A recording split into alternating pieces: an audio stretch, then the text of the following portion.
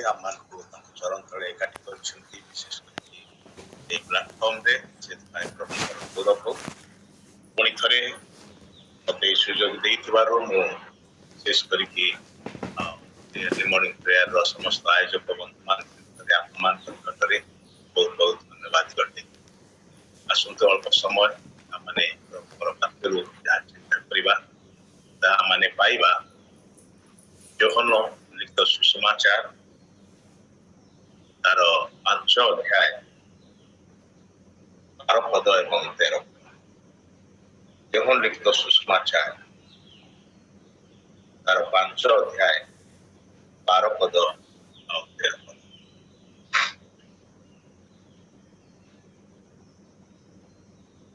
John chapter 5 verse 12 and 13. ପଚାରିଲେ ହଟିଆ ଘିନି ଚାଲ ବୋଲି କିନ୍ତୁ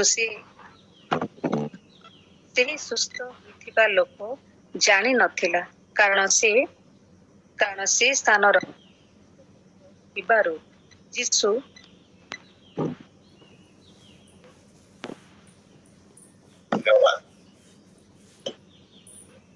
ଶୁଭ ନାହିଁ ବୋଲ ମା ତାପରେ ପଢିଦଉଛି। ସେମାନେ ତାକୁ ପଚାରିଲେ, ତୁମର ଖଟିଆ ଘେନି ଚାଲ ବୋଲି ଯେ ତୁମକୁ କହିଲା ସେ ଲୋକ କିଏ? କିନ୍ତୁ ସେ କିଏ ତାହା ସେହି ସୁସ୍ଥ ହୋଇଥିବା ଲୋକ ଜାଣିନଥିଲା, କାରଣ ସେ ସ୍ଥାନରେ ବହୁତ ଲୋକ ଥିବାରୁ ଯୀଶୁ ଅଗୋଚରରେ ଚାଲି ଯାଇଥିଲେ। ପ୍ରାର୍ଥନା କରିବା। ସ୍ୱର୍ଗସ୍ଥ ପିତା, ଆମମାନେ ଧନ୍ୟବାଦ ଦଉଛୁ। ଆମମାନେ ନିତାନ୍ତ ଅଯୋଗ୍ୟ ନଗଣ୍ୟ ହେଲେ ହେଁ, ଧୂଳିର ମଣିଷ ହେଲେ ହେଁ, ତୁମର ପ୍ରେମ ଆମମାନଙ୍କ ପ୍ରତି ରହିଛି, କାରଣ ତୁମର ସାଦୃଶ୍ୟ ପ୍ରତିମୂର୍ତ୍ତିରେ ଆମମାନଙ୍କୁ ନିର୍ମାଣ କରିଅଛ। ଯଦିଓ ଆମମାନଙ୍କର ପାପ ଆମମାନଙ୍କୁ ତୁମଠାରୁ ବହୁ ଦୂରକୁ ନେଇଯାଇଥିଲା, ମାତ୍ର ତୁମର ଅପାର ପ୍ରେମ ହେତୁ ତୁମେ ଆମମାନଙ୍କୁ ଖୋଜି ଖୋଜି ଆସିଲ ରକ୍ଷା କରିବା ଉଦ୍ଦେଶ୍ୟରେ ଏବଂ ଆମମାନଙ୍କର ଉଦ୍ଧାର ମୁକ୍ତି ନିମନ୍ତେ। ପ୍ରଭୁ, ଅନନ୍ତ କାଳରେ ତୁମର ସନ୍ତାନ ହେବାର ଅଧିକାର ଯେପରି ପୁଣି ଥରେ ଫେରି ପାଇପାରିବୁ, ସେହି ଉଦ୍ଦେଶ୍ୟରେ ତୁମର ଏକମାତ୍ର ପୁତ୍ରଙ୍କୁ ବଳିକୃତ ହେବା ପାଇଁ ତୁମେ ଜଗତକୁ ପ୍ରେରଣ କଲ। ଯେ ଆମମାନଙ୍କର ସକାଶେ ଲଗା ହେଲେ, ଆମମାନଙ୍କ ପାଇଁ ନିଜର ପ୍ରାଣ ଦେଲେ, ତାହାଙ୍କ ରକ୍ତର ମୂଲ୍ୟରେ ତୁମେ ଆମମାନଙ୍କୁ ପୁଣି ଥରେ ପ୍ରଭୁ ଫେରି ପାଇଲ, କିଣିନେଲ, ଆଉ ସବୁ ସମୟ ପାଇଁ କିଣିନେଲ। ସେଥିପାଇଁ ଧନ୍ୟବାଦ କରୁଛୁ, ପ୍ରଶଂସା କରୁଛୁ, ତୁମର ଗୌରବ କରୁଛୁ, ତୁମର ମହିମା କରୁଛୁ। ଏ ପ୍ରଭାତ କାଳରେ ଆମମାନେ ତୁମ ଚରଣ ତଳେ ନିଜ ନିଜକୁ ସମର୍ପଣ କରୁଅଛୁ। ସମସ୍ତ ଆରାଧନା କରାଗଲା, ଯୋଉ ସମସ୍ତ ପ୍ରାର୍ଥନା ନିବେଦନ ଚରଣ ତଳେ ଧୁଆଗଲା, ଏବଂ ପ୍ରଭୁ ଏହି ସମୟରେ ପ୍ରଭୁ ଯାହା କିଛି ଆମମାନେ ତୁମର ପବିତ୍ର ଉପସ୍ଥିତିରେ କରିଅଛୁ, ସେଥିପାଇଁ ତୁମର ଧନ୍ୟବାଦ କରୁଛୁ। କାରଣ ପ୍ରଭୁ ସେ ସବୁ ତୁମେ ସ୍ୱର୍ଗରୁ ଶୁଣିଅଛ, ଗ୍ରହଣ କରିଅଛ, ସେଥିପାଇଁ ଧନ୍ୟବାଦ ଦଉଛୁ। ଏହି ସମୟରେ ପ୍ରଭୁ ତୁମେ ଆମମାନଙ୍କୁ କଥା କୁହ ବୋଲି ତୁମ ଆଡକୁ ଦୃଷ୍ଟିପାତ କରୁଅଛୁ, କାରଣ ବାକ୍ୟ ତୁମର ଅଟେ, ଆଉ ତୁମେ ଯଦି ନ କହିଲେ ଆମମାନେ ଶୁଣିପାରିବ ନାହିଁ। ତୁମେ ଯଦି ବୁଝେଇ ନଦେବ ତାହେଲେ ଆମମାନେ ବୁଝିପାରିବ ନାହିଁ। ସ୍ୱର୍ଗର ବାକ୍ୟକୁ ପୃଥିବୀର ମଣିଷ ବୁଝିପାରିବ କେମିତି ନିଜର ଜ୍ଞାନ ବା କୌଶଳ ଦ୍ୱାରା? ତାହା ଯଥେଷ୍ଟ ନୁହେଁ, ତାହା ସମ୍ଭବ ନୁହେଁ। ଆତ୍ମାଙ୍କର ବିଷୟ ଆତ୍ମା ହିଁ ବୁଝେଇ ଦିଅନ୍ତି, ଆତ୍ମା ହିଁ ବୁଝନ୍ତି। ଏ ପ୍ରେମ ପ୍ରଭୁ ଆମମାନେ ନିବେଦନ କରୁଅଛୁ, ପବିତ୍ର ନାମ ସକାଶେ ତୁମେ ଆମମାନଙ୍କୁ କଥା କୁହ ଏବଂ ଆଶୀର୍ବାଦ କର। କେତେ ଏହି ପ୍ଲାଟଫର୍ମରେ ଅଛୁ ପ୍ରତ୍ୟେକଙ୍କୁ ତୁମେ ଆଶୀର୍ବାଦ କର, ପ୍ରତିଟି ପରିବାରକୁ ତୁମେ ଆଶୀର୍ବାଦ କର। ଯାହାର ଯାହା ମାଗୁଣି ତୁମ ନିକଟରେ କୁହାଯାଇଛି ସେ ସବୁ ତୁମେ ସ୍ୱର୍ଗରୁ ଶୁଣି ଉତ୍ତର ଦିଅ। ଆଜି ଦିନର ପାଇଁ ମଧ୍ୟ ଧନ୍ୟବାଦ କରୁଛୁ। ନୂଆ ଦିବସର ପ୍ରତ୍ୟୁଷରେ ଆମମାନଙ୍କୁ ପ୍ରବେଶ କରିଛ ପ୍ରଭୁ, ଏବଂ ଏହି ଦିନର ସମସ୍ତ ଭାରତ ହସ୍ତରେ ଦଉଛୁ। ତୁମରି ଆତ୍ମାଙ୍କର ଚାଳନାରେ ନିର୍ଦ୍ଦେଶରେ ଆମମାନଙ୍କୁ ଚଳାଇ ନିଅ ଏବଂ ତୁମର ଇଚ୍ଛା ଏବଂ ଉଦ୍ଦେଶ୍ୟକୁ ଆମମାନଙ୍କ ଜୀବନରେ ଏବଂ ଆମମାନଙ୍କର ଜୀବନ ଦ୍ୱାରା ସାଧନ କର ବୋଲି ପ୍ରାର୍ଥନା ପ୍ରଭୁ। ଏହି ପ୍ଲାଟଫର୍ମରେ ଥିବା ପ୍ରତ୍ୟେକ ତମର ସନ୍ତାନ ସନ୍ତତି ମାନଙ୍କୁ, ତମର ଦାସ ଦାସୀ ମାନଙ୍କୁ ଆଶୀର୍ବାଦ କର। ବିଶେଷ କରି ଯୋଉ ଭାଇ ଭଉଣୀ ମାନେ ପ୍ରଭୁ ପ୍ରତ୍ୟହ ବିଶ୍ୱସ୍ତ ଭାବରେ ଆଜି ପର୍ଯ୍ୟନ୍ତ ଏହାକୁ ଆୟୋଜନ ଏବଂ ପରିଚାଳନା କରି ଆସି ଅଛନ୍ତି, ସେ ପ୍ରତ୍ୟେକଙ୍କ ପାଇଁ ତୁମର ଧନ୍ୟବାଦ କରି ତୁମର ପ୍ରିୟ ଦାସ ଦାସୀ ମାନଙ୍କୁ ବହୁଳ ରୂପରେ ଆଶୀର୍ବାଦ କର। ସବୁ ଗୌରବ ମହିମା କେବଳ ତୁମର ହେଉ, प्रभु यीशु ख्रीष्टଙ୍କର ପବିତ୍ର ନାମରେ ଏହି ପ୍ରାର୍ଥନା ଉତ୍ସର୍ଗ କରୁଅଛୁ। ଆମେନ୍। ଯୋହନ ଲିଖିତ ସୁସମାଚାର ଚାରିମଙ୍ଗଳ ସମାଚାର ମଧ୍ୟରେ ଏକ ବିଶେଷ ସୁସମାଚାର ପୁସ୍ତକ ଅଟେ। ତାହା ସୁସମାଚାର ପୁସ୍ତକ ମାନଙ୍କ ମଧ୍ୟରେ ଶେଷରେ ଲେଖାଯାଇଥିବା ପୁସ୍ତକ ଅଟେ। ଶିଷ୍ୟ ଯୋହନ ଆତ୍ମାଙ୍କ ଦ୍ୱାରା ଚାଳିତ ହେଇକି ଏହି ପୁସ୍ତକ ଲେଖିଅଛନ୍ତି ଏବଂ ସେ ଅନ୍ୟ ତିନୋଟି ସୁସମାଚାରରେ ଯୋଉ ସବୁ କଥାର ବିବରଣ ଲେଖା ଅଛି, ଘଟଣା ଗୁଡିକ ବିଷୟରେ ଲେଖା ଅଛି, କେନ୍ଦ୍ର କରି ସେ ସମସ୍ତ ବିଷୟର ପୁନରାବୃତ୍ତି କରୁନାହାନ୍ତି। ଏ ପୁସ୍ତକରେ ସେ ଅଳ୍ପ କେତୋଟି ଆଶ୍ଚର୍ଯ୍ୟ କାର୍ଯ୍ୟର କଥା ଲେଖନ୍ତି। କହିବାକୁ ଗଲେ ପ୍ରାୟ 7ଟି ଆଶ୍ଚର୍ଯ୍ୟ କର୍ମର କଥା ଲେଖନ୍ତି। ସେଥିରୁ ଅନ୍ତତଃ 5ଟି ଅନ୍ୟ ତିନୋଟି ସୁସମାଚାରରେ ସ୍ଥାନ ପାଇନାହିଁ। ସେ ବାଛି ବାଛିକା ଅଳ୍ପ କେତୋଟି ଘଟଣାର କଥାକୁ ଉଲ୍ଲେଖ କରନ୍ତି। କାରଣ ଏଥିପାଇଁ ନୁହେଁ ଯେ ଅନ୍ୟ ଘଟଣା ଗୁଡିକ ଗୁରୁତ୍ୱପୂର୍ଣ୍ଣ ନୁହେଁ କିମ୍ବା ଅନ୍ୟ ଘଟଣା ଗୁଡିକ ପ୍ରଭୁ ଯୀଶୁ କରିନାହାନ୍ତି ସେ ପ୍ରକାର ପାଇଁ ବୋଲି ନୁହେଁ, କିନ୍ତୁ ତାଙ୍କର ଉଦ୍ଦେଶ୍ୟ ହଉଛି ଅନ୍ୟ ଘଟଣା ଗୁଡିକ ବିଷୟରେ ଅଲରେଡି ଅନ୍ୟମାନେ ଲେଖି ସାରିଛନ୍ତି ଏବଂ ସେ କେବଳ ସେଇ ଘଟଣା ଗୁଡିକୁ ବାଛୁଛନ୍ତି ନିଜର ଉଦ୍ଦେଶ୍ୟକୁ ପ୍ରକାଶ କରିବା ପାଇଁ। ତାଙ୍କର ଉଦ୍ଦେଶ୍ୟ ହଉଛି ପ୍ରଭୁ ଯୀଶୁ କିଏ ଅଟନ୍ତି ତାହା ପ୍ରକାଶ କରିବା ପାଇଁ। ତିନୋଟି ସୁସମାଚାରରେ ମଧ୍ୟ ପ୍ରଭୁ ଯୀଶୁ କିଏ ଅଟନ୍ତି ତାହା ବର୍ଣ୍ଣନା କରାଯାଇଛି, କିନ୍ତୁ ଯୋହନଙ୍କର ମୌଳିକ ଉଦ୍ଦେଶ୍ୟ ହଉଛି ପ୍ରଭୁ ଯୀଶୁ ହଉଛନ୍ତି ଈଶ୍ୱରଙ୍କର ପୁତ୍ର, ଅର୍ଥାତ୍ ସେ ଈଶ୍ୱର ଅଟନ୍ତି। ସେଥିପାଇଁ ଯୀଶୁଙ୍କ ବିଷୟରେ ଯେତେବେଳେ ସେ ସୁସମାଚାରରେ ଲେଖୁଛନ୍ତି, ଆରମ୍ଭ କରୁଛନ୍ତି, ସେ ଅନ୍ୟମାନଙ୍କ ଭଳି ବିଶେଷ କରିକି ମାଥିଉ କିମ୍ବା ଲୁକଙ୍କ ଭଳି ଯୀଶୁଙ୍କର ଜନ୍ମ ବୃତ୍ତାନ୍ତରୁ ସେ ଆରମ୍ଭ କରୁନାହାନ୍ତି। ମାଥିଉ ଯୀଶୁଙ୍କର ଆରମ୍ଭ ବିଷୟକୁ ଲେଖିବାକୁ ଯାଇ ସେ ଅବ୍ରାହମଙ୍କ ପର୍ଯ୍ୟନ୍ତ ଯାଇଛନ୍ତି। ଅତୀତରେ ସେମାନଙ୍କର ପୂର୍ବପୁରୁଷ ଯେ ଅବ୍ରାହମ, ଯାହାଙ୍କ ଠାରୁ ଇସ୍ରାଏଲ ଗୋଷ୍ଠୀ ଆସୁଛନ୍ତି, ଯୋଉ ଯାହାଙ୍କୁ ପ୍ରଭୁ ଆଶୀର୍ବାଦ କରି କହିଲେ ତୁମ୍ଭର ବଂଶ ଦ୍ୱାରା ପୃଥିବୀର ଯାବତୀୟ ବଂଶ ଆଶୀର୍ବାଦ ପ୍ରାପ୍ତ ହେବେ, ସେ ଅବ୍ରାହମଙ୍କ ପର୍ଯ୍ୟନ୍ତ ଯାଉଛନ୍ତି। ଲୁକ କଣ କରୁଛନ୍ତି? ଲୁକ ଆଉ ଟିକେ ପଛକୁ ଯାଉଛନ୍ତି ଯୀଶୁଙ୍କ ବିଷୟରେ କହିବାକୁ ଯାଇ। ଆଉ ଲୁକ ଯୋଉ ବଂଶାବଳୀର ତାଲିକା ଦେଇଛନ୍ତି ତାର 3 ଅଧ୍ୟାୟରେ, ସେଠି ସେ ଯୀଶୁଙ୍କ ଠାରୁ ଆରମ୍ଭ କରିକି ପଛକୁ ପଛକୁ ପଛକୁ ପଛକୁ ଯାଉଛନ୍ତି ଏବଂ କାହା ପର୍ଯ୍ୟନ୍ତ ଯାଉଛନ୍ତି? ପ୍ରଥମ ମଣିଷ ଆଦମଙ୍କ ପର୍ଯ୍ୟନ୍ତ ସେ ଯାଉଛନ୍ତି। କିନ୍ତୁ ଯୋହନ ଯେତେବେଳେ ଯୀଶୁଙ୍କ ବିଷୟରେ ଲେଖୁଛନ୍ତି, ସେ ନା ଅବ୍ରାହମଙ୍କ ଠାରୁ ଆରମ୍ଭ କରୁଛନ୍ତି ନା ଆଦମଙ୍କ ଠାରୁ ଆରମ୍ଭ କରୁଛନ୍ତି, ସେ ଆହୁରି ପଛକୁ ଚାଲି ଯାଉଛନ୍ତି। କହିବାକୁ ଗଲେ ଅତୀତ ଅନନ୍ତକୁ ସେ ଯାଉଛନ୍ତି। ସେଥିପାଇଁ ତାଙ୍କର ସୁସମାଚାରର ଆରମ୍ଭ ହଉଛି ଆଦ୍ୟରେ ବାକ୍ୟ ଥିଲେ। ବାଇବଲ ଯେମିତି ଆରମ୍ଭ ହେଇଛି ଆଦ୍ୟରେ ପରମେଶ୍ୱର, ଆଉ ସେ ପ୍ରକାର ଭାବରେ ସେ ଆରମ୍ଭ କରୁଛନ୍ତି ଆଦ୍ୟରେ ବାକ୍ୟ। ଆଉ ବାକ୍ୟ କିଏ ଥିଲେ ତାହା ମଧ୍ୟ ସେଇ ପ୍ରଥମ 3ଟି ପଦରେ ସେ ପ୍ରକାଶ କରୁଛନ୍ତି। ଆଦ୍ୟରେ ବାକ୍ୟ ଥିଲେ, ବାକ୍ୟ ଈଶ୍ୱରଙ୍କ ସଙ୍ଗରେ ଥିଲେ, ସେହି ବାକ୍ୟ ଈଶ୍ୱର ଥିଲେ। ତାପରେ 14 ପଦରେ ସେ କହୁଛନ୍ତି ସେହି ବାକ୍ୟ ଦେହବନ୍ତ ହୋଇ ଆମ୍ଭମାନଙ୍କ ମଧ୍ୟରେ ବାସ। ସେ ସିଧା ସ୍ୱର୍ଗକୁ ଅନାଦି ଅନନ୍ତ ପରମେଶ୍ୱରଙ୍କର ନିକଟକୁ ଚାଲି ଯାଆନ୍ତି ଏବଂ ସେଇଠୁ ସେ ଆରମ୍ଭ କରନ୍ତି ତାଙ୍କର ସୁସମାଚାର ଏବଂ ସେ ଈଶ୍ୱରଙ୍କୁ ଆମମାନଙ୍କ ମଧ୍ୟରେ ବାସକାରୀ ଈଶ୍ୱର ଭାବରେ ପ୍ରକାଶ। ସେଥିପାଇଁ ଯୋହନଙ୍କର ଉଦ୍ଦେଶ୍ୟ ହଉଛି ଯେ ପ୍ରଭୁ ଯୀଶୁ କିଏ ଅଟନ୍ତି ତାହା ଯେପରିକି ତାଙ୍କର ପାଠକମାନେ, ତାଙ୍କର ସୁସମାଚାରକୁ ଶୁଣୁଥିବା ଲୋକମାନେ ଜାଣିପାରିବେ। ଆଉ ସେ ବିଷୟକୁ ସେ ଗୁରୁତ୍ୱ ଦେଇକି ବାଛି ବାଛିକା ଅଳ୍ପ କେତୋଟି ଆଶ୍ଚର୍ଯ୍ୟ କର୍ମର କଥା ନିଜର ଲେଖନୀରେ ସ୍ଥାନ ଦେଇଛନ୍ତି। ଆଉ ସେ ଆଶ୍ଚର୍ଯ୍ୟ କର୍ମ ଗୁଡିକୁ ଆଶ୍ଚର୍ଯ୍ୟ କର୍ମ ଭାବରେ ପ୍ରକାଶ କରୁନାହାନ୍ତି, ସେଗୁଡିକୁ ସଂକେତ ଦଉଥିବା ଚିହ୍ନ ଭାବରେ ସେ ପ୍ରକାଶ କରନ୍ତି, ସାଇନ ବୋର୍ଡ ଭାବରେ। ଯେମିତିକି ଗୋଟେ ସାଇନ ତାହା ଅନ୍ୟ ବିଷୟରେ ପ୍ରକାଶ କରେ। ଉଦାହରଣ ସ୍ୱରୂପ ଆପଣ କୌଣସି ଗୋଟେ ନୂଆ ଗାଁକୁ ଯାଉଛନ୍ତି, ଗୋଟେ ନୂଆ ସ୍ଥାନକୁ ଯାଉଛନ୍ତି, ଆଉ ରାସ୍ତାରେ ଆଉ ଆପଣ ସେଇ ସ୍ଥାନର ନାଁ ଲେଖା ହେଇଥିବ ଏବଂ ମାଇଲ ଖୁଣ୍ଟ ଲେଖା ହେଇଥିବ।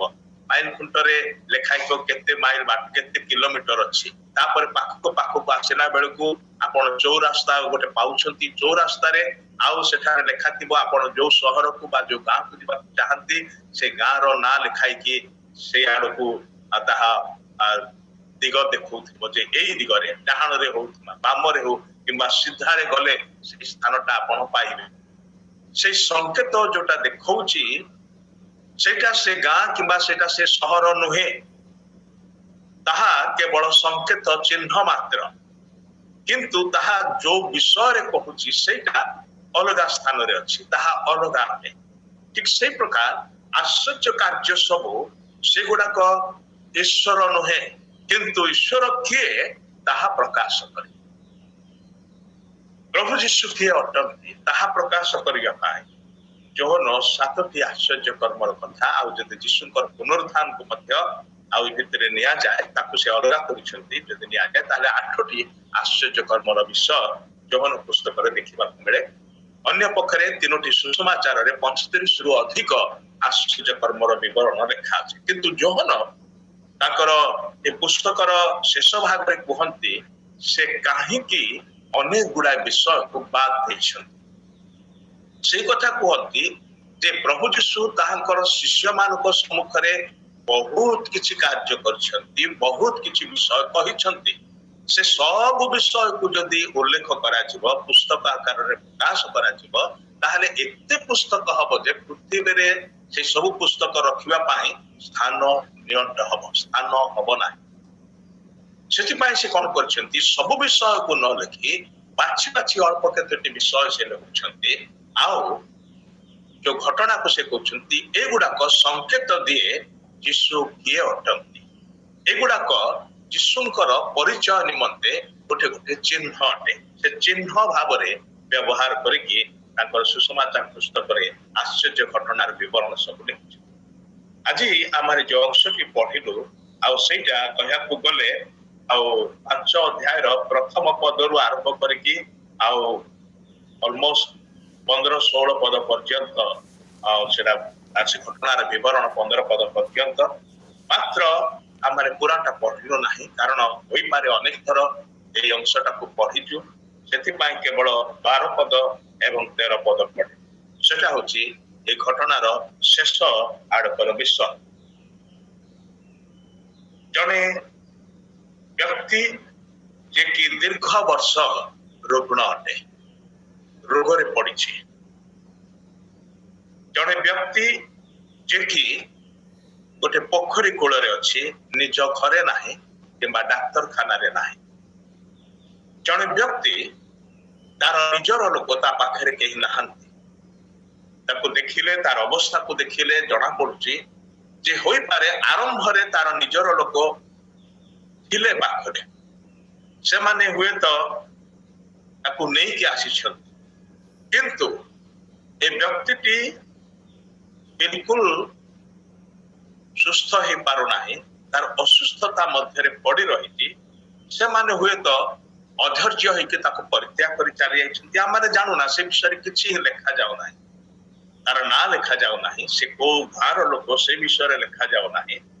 କିନ୍ତୁ ଏତିକି ଲେଖା ଯାଉଛି ଯେ ତାର ଅବସ୍ଥା ଥିଲା, ସେ ରୋଗୀ ଅବସ୍ଥାରେ ଅଛି ଏବଂ ପଙ୍ଗୁ ଅବସ୍ଥାରେ ଅଛି। ସେ ନିଜକୁ ସାହାଯ୍ୟ କରିବାକୁ ପାରୁନାହିଁ ଏବଂ ସେ ଏ ପ୍ରକାର ଲୋକମାନଙ୍କ ମଧ୍ୟରେ ଅଛି ଯୋଉମାନେ ବିଭିନ୍ନ ପ୍ରକାର ରୋଗରେ ଆକ୍ରାନ୍ତ ଅଟନ୍ତି। ତାମାନେ ଏକ ଅସୁସ୍ଥ ଲୋକମାନଙ୍କ ଭିତରେ, ଅସୁସ୍ଥ ବାତାବରଣ ମଧ୍ୟରେ, ଅସୁସ୍ଥ ଅବସ୍ଥାରେ ସେ ଅଛି। ତାର ଅବସ୍ଥାକୁ ଦେଖିଲେ ସେଟା ତ ତାର ଶାରୀରିକ ଅବସ୍ଥା, ତାର ବାହିକ ଅବସ୍ଥା। କିନ୍ତୁ ଯେତେବେଳେ ଆମମାନେ ଦେଖୁ ଆମମାନଙ୍କର ଆଧ୍ୟାତ୍ମିକ ଅବସ୍ଥା ବିଷୟରେ, ଆମେ କଣ ଏ ଲୋକ ପରି ଅବସ୍ଥାରେ ନାହୁଁ କି? ଯିଶାୟ ଭାବବାଦୀ ପ୍ରଭୁଙ୍କର ଉପାସନା କରିବା ପାଇଁ ମନ୍ଦିରକୁ ଯାଇଛନ୍ତି। ମନ୍ଦିରରେ ଉପାସକ ମାନେ ଅଛନ୍ତି ଯେଉଁମାନେ ହୋଇପାରେ ପବିତ୍ର ଧାର୍ମିକ ବୋଲା ଯାଆନ୍ତି, ଦେଖାଯାଆନ୍ତି, କାରଣ ଯୋଉମାନେ ମନ୍ଦିରକୁ ଯାଆନ୍ତି ସେମାନେ ଆରାଧନା କରିବା ପାଇଁ ଯାଆନ୍ତି, ଉପାସନା କରିବା ପାଇଁ ଯାଆନ୍ତି, ଆଉ ନିଶ୍ଚିତ ରୂପେ ପବିତ୍ର ମନ ପବିତ୍ର ହୃଦୟ ନେଇକି ଯାଆନ୍ତି, ନିଶ୍ଚିତ ରୂପେ ପ୍ରଭୁଙ୍କ ପାଇଁ ସମୟ ବାହାର କରିକି ଯାଆନ୍ତି ଏବଂ ପ୍ରଭୁଙ୍କ ଗୃହକୁ ଯାଇଛନ୍ତି, ପ୍ରଭୁଙ୍କ ପାଖକୁ ଯାଇଛନ୍ତି, ନିଶ୍ଚିତ ରୂପେ ଭଲ ଲୋକ ହିଁ ଅଟନ୍ତି। ମାତ୍ର ଯିଶା ସେ ମଧ୍ୟ ସେ ପ୍ରକାର ଭାବୁଥିଲେ ଯେ ମୁଁ ମଧ୍ୟ ଏ ଭଲ ଲୋକମାନଙ୍କ ମଧ୍ୟରେ ଜଣେ, ଆଉ ମୁଁ ମଧ୍ୟ ପବିତ୍ର ଧାର୍ମିକ ଈଶ୍ୱରଙ୍କର ନିକଟକୁ ଆସିଛି, ଈଶ୍ୱରଙ୍କର ସହିତ କଥାବାର୍ତ୍ତା କରିବା ପାଇଁ ଆସିଛି, ଈଶ୍ୱରଙ୍କୁ କିଛି ଦେବା ପାଇଁ, ତାଙ୍କ ପାଖରୁ କିଛି ନେଇକି ଯିବା ପାଇଁ ବୋଲି ଆସିଛି। ବହୁତ ସୁନ୍ଦର ଉଦ୍ଦେଶ୍ୟ, ବହୁତ ସୁନ୍ଦର ମନ, ସବୁ କିଛି ଠିକ ଅଛି। ମାତ୍ର ଯେତେବେଳେ ସେ ସ୍ୱର୍ଗୀୟ ଦର୍ଶନକୁ ପାଉଛନ୍ତି, ଈଶ୍ୱରଙ୍କର ଦର୍ଶନକୁ ପାଉଛନ୍ତି, ଇଶାୟା 6 ଅଧ୍ୟାୟରେ ଆମେ ଏଇ କଥା ଜାଣୁ, ଯେତେବେଳେ ସେ ଈଶ୍ୱରଙ୍କର ଦର୍ଶନ ପାଉଛନ୍ତି ସେତେବେଳେ ସେ ନିଜର ଅବସ୍ଥାକୁ ଭଲ ଭାବରେ ଦେଖିବାକୁ ପାଏ, ସେତେବେଳେ ଅନ୍ୟମାନଙ୍କର ଅବସ୍ଥାକୁ ମଧ୍ୟ ସେ ଦେଖିବାକୁ ପାଏ। ଆଉ ସେ କାନ୍ଦି ଉଠିଲେ ଏବଂ ଚିତ୍କାର କରି କହିଲେ, ହାୟ ହାୟ ମୁଁ ସନ୍ତାପର ପାତ୍ର। କଣ ହେଲା? ତମେ ତ ଭଲ ଲୋକ, ତୁମେ ତ ଭଲ ଲୋକମାନଙ୍କ ଭିତରେ ଅଛ, ତୁମେ ତ ଭଲ ପରିବେଶ ବାତାବରଣ ଭିତରେ ଅଛ, ତୁମେ ତ ଭଲ ସ୍ଥାନରେ ଅଛ, ତୁମେ ତ ପବିତ୍ର ଈଶ୍ୱରଙ୍କର ଛାମୁକୁ ଆସିଛ, କଣ ହେଲା ଯେ ତୁମେ ହାୟ ହାୟ ମୁଁ ସନ୍ତାପର ପାତ୍ର ବୋଲି ଚିଲଉଛ? ହେ ଯିଶାୟ, ତମର ଅସୁବିଧା କଣ ହେଇଛି? ଯିଶାୟ କହୁଛନ୍ତି, ମୁଁ ଜଣକୁ ଦେଖୁଅଛି, ମୁଁ ଯାହାଙ୍କ ପାଖକୁ ଆସିଛି ମୁଁ ତାହାଙ୍କୁ ଦେଖୁଅଛି, ଆଉ ସେ କି ପ୍ରକାର ଅବସ୍ଥାରେ ଅଛନ୍ତି। ଯେତେବେଳେ କି ଇସ୍ରାଏଲର ଅବସ୍ଥା ଭିନ୍ନ ପ୍ରକାର ଥିଲା, ଜିହୁଦା ରାଜ୍ୟର ଅବସ୍ଥା ଭିନ୍ନ ପ୍ରକାର ଥିଲା। ଜିହୁଦାର ରାଜା ସେ ନିକଟରେ ମରି ଯାଇଛନ୍ତି। ଜିହୁଦାର ରାଜା ଯେ ଥିଲେ, ଆଉ ସେ ଦୀର୍ଘ ବର୍ଷ କାଳ ଜିହୁଦାରେ ରାଜ୍ୟ କରିଛନ୍ତି। ତାଙ୍କର ରାଜତ୍ୱ କାଳରେ ଦେଶରେ ସମୃଦ୍ଧି ହେଇଛି, ତାଙ୍କ ରାଜତ୍ୱ କାଳରେ ଦେଶରେ ସ୍ଥିରତା ଅଛି, ଲୋକମାନେ ଆଉ ସମୃଦ୍ଧିଶାଳୀ ହେଉଛନ୍ତି, ଲୋକମାନେ କହିବାକୁ ଗଲେ ଗୋଟେ ପ୍ରକାର ଶାନ୍ତିରେ ଅଛନ୍ତି, ଏକ ଶାନ୍ତିର ବାତାବରଣ ଥିଲା। ଆଉ ହଠାତ୍ ସେ ପ୍ରକାର ସମୟରେ ଯେ ନେତା ଦେଶର ସେ ମୃତ୍ୟୁବରଣ କଲେ। ସବୁ କିଛି ଠିକ ଚାଲିଥିବା ବେଳେ ଯିଏ ଆମମାନଙ୍କୁ କଢେଇ ନିଅନ୍ତି, ଆଗେଇ ନିଅନ୍ତି, ନେତୃତ୍ୱ ଦିଅନ୍ତି, ଯାହାଙ୍କ ଉପରେ ଆମମାନଙ୍କର ଗୋଟେ ପ୍ରକାର ଆସ୍ଥା ଆସି ଯାଇଥାଏ, ବିଶ୍ୱାସ ଆସି ଯାଇଥାଏ, ଭରସା ଆସି ଯାଇଥାଏ, ଯଦି ସେଇ ଲୋକ ମରିଯାଏ ତାହେଲେ ଆମମାନଙ୍କର ସମସ୍ତ ଆଶା ଭରସା ଗୋଟିଏ କ୍ଷଣରେ ଚୁରମାର ହେଇଯାଏ। ଯିଶାଙ୍କର ଅବସ୍ଥା ସେ ପ୍ରକାର ଥିଲା। ସେଥିପାଇଁ ତାଙ୍କ ମନରେ ପ୍ରଶ୍ନ ଥିଲା ଯେ ଏବେ ଆମର ଦେଶର ଏବଂ ଆମର ଦେଶବାସୀଙ୍କର ଅବସ୍ଥା କଣ? ସେ ସେଇ ଚିନ୍ତା ନେଇକି ମନ୍ଦିରକୁ ଯାଇଛନ୍ତି ଉପାସନା କରିବା ପାଇଁ। ମାତ୍ର ସେଠାରେ ସେ ଦେଖୁଛନ୍ତି ଯାହାଙ୍କ ଛାମୁକୁ ଆସିଛନ୍ତି ତାହାଙ୍କୁ ଦେଖୁଛନ୍ତି। ଆଉ କି ପ୍ରକାର ଅବସ୍ଥାରେ ଦେଖୁଛନ୍ତି? ସେ ସିଂହାସନରେ ଉପବେଶନ କରିଅଛନ୍ତି ଏବଂ ତାହାଙ୍କର ବସ୍ତ୍ରାଞ୍ଚଳ ମନ୍ଦିରକୁ ଆଚ୍ଛାଦନ କରୁଛି। ସେ ସ୍ୱର୍ଗର ସିଂହାସନରେ ବସିଛନ୍ତି, ତାହାଙ୍କର ବସ୍ତ୍ରାଞ୍ଚଳ ଲମ୍ବିକି ପୃଥିବୀ ପର୍ଯ୍ୟନ୍ତ ଏବଂ ପୃଥିବୀରେ ଥିବା এই ମନ୍ଦିରକୁ ଆଚ୍ଛାଦନ କରିଥିବାର ସେ, ଏବଂ ତାହାଙ୍କ ସମ୍ମୁଖରେ ସରାଫ ମାନେ କିରୁବ ମାନେ ସେମାନେ ବାରବାର ଅହରହ ଗୋଟିଏ କଥା ଖାଲି କହୁଛନ୍ତି, ସଦାପ୍ରଭୁ ଧର୍ମମୟ, ସଦାପ୍ରଭୁ ଧର୍ମମୟ, ସଦାପ୍ରଭୁ ଧର୍ମମୟ, ବା ସଦାପ୍ରଭୁ ପବିତ୍ର ପବିତ୍ର ପବିତ୍ର।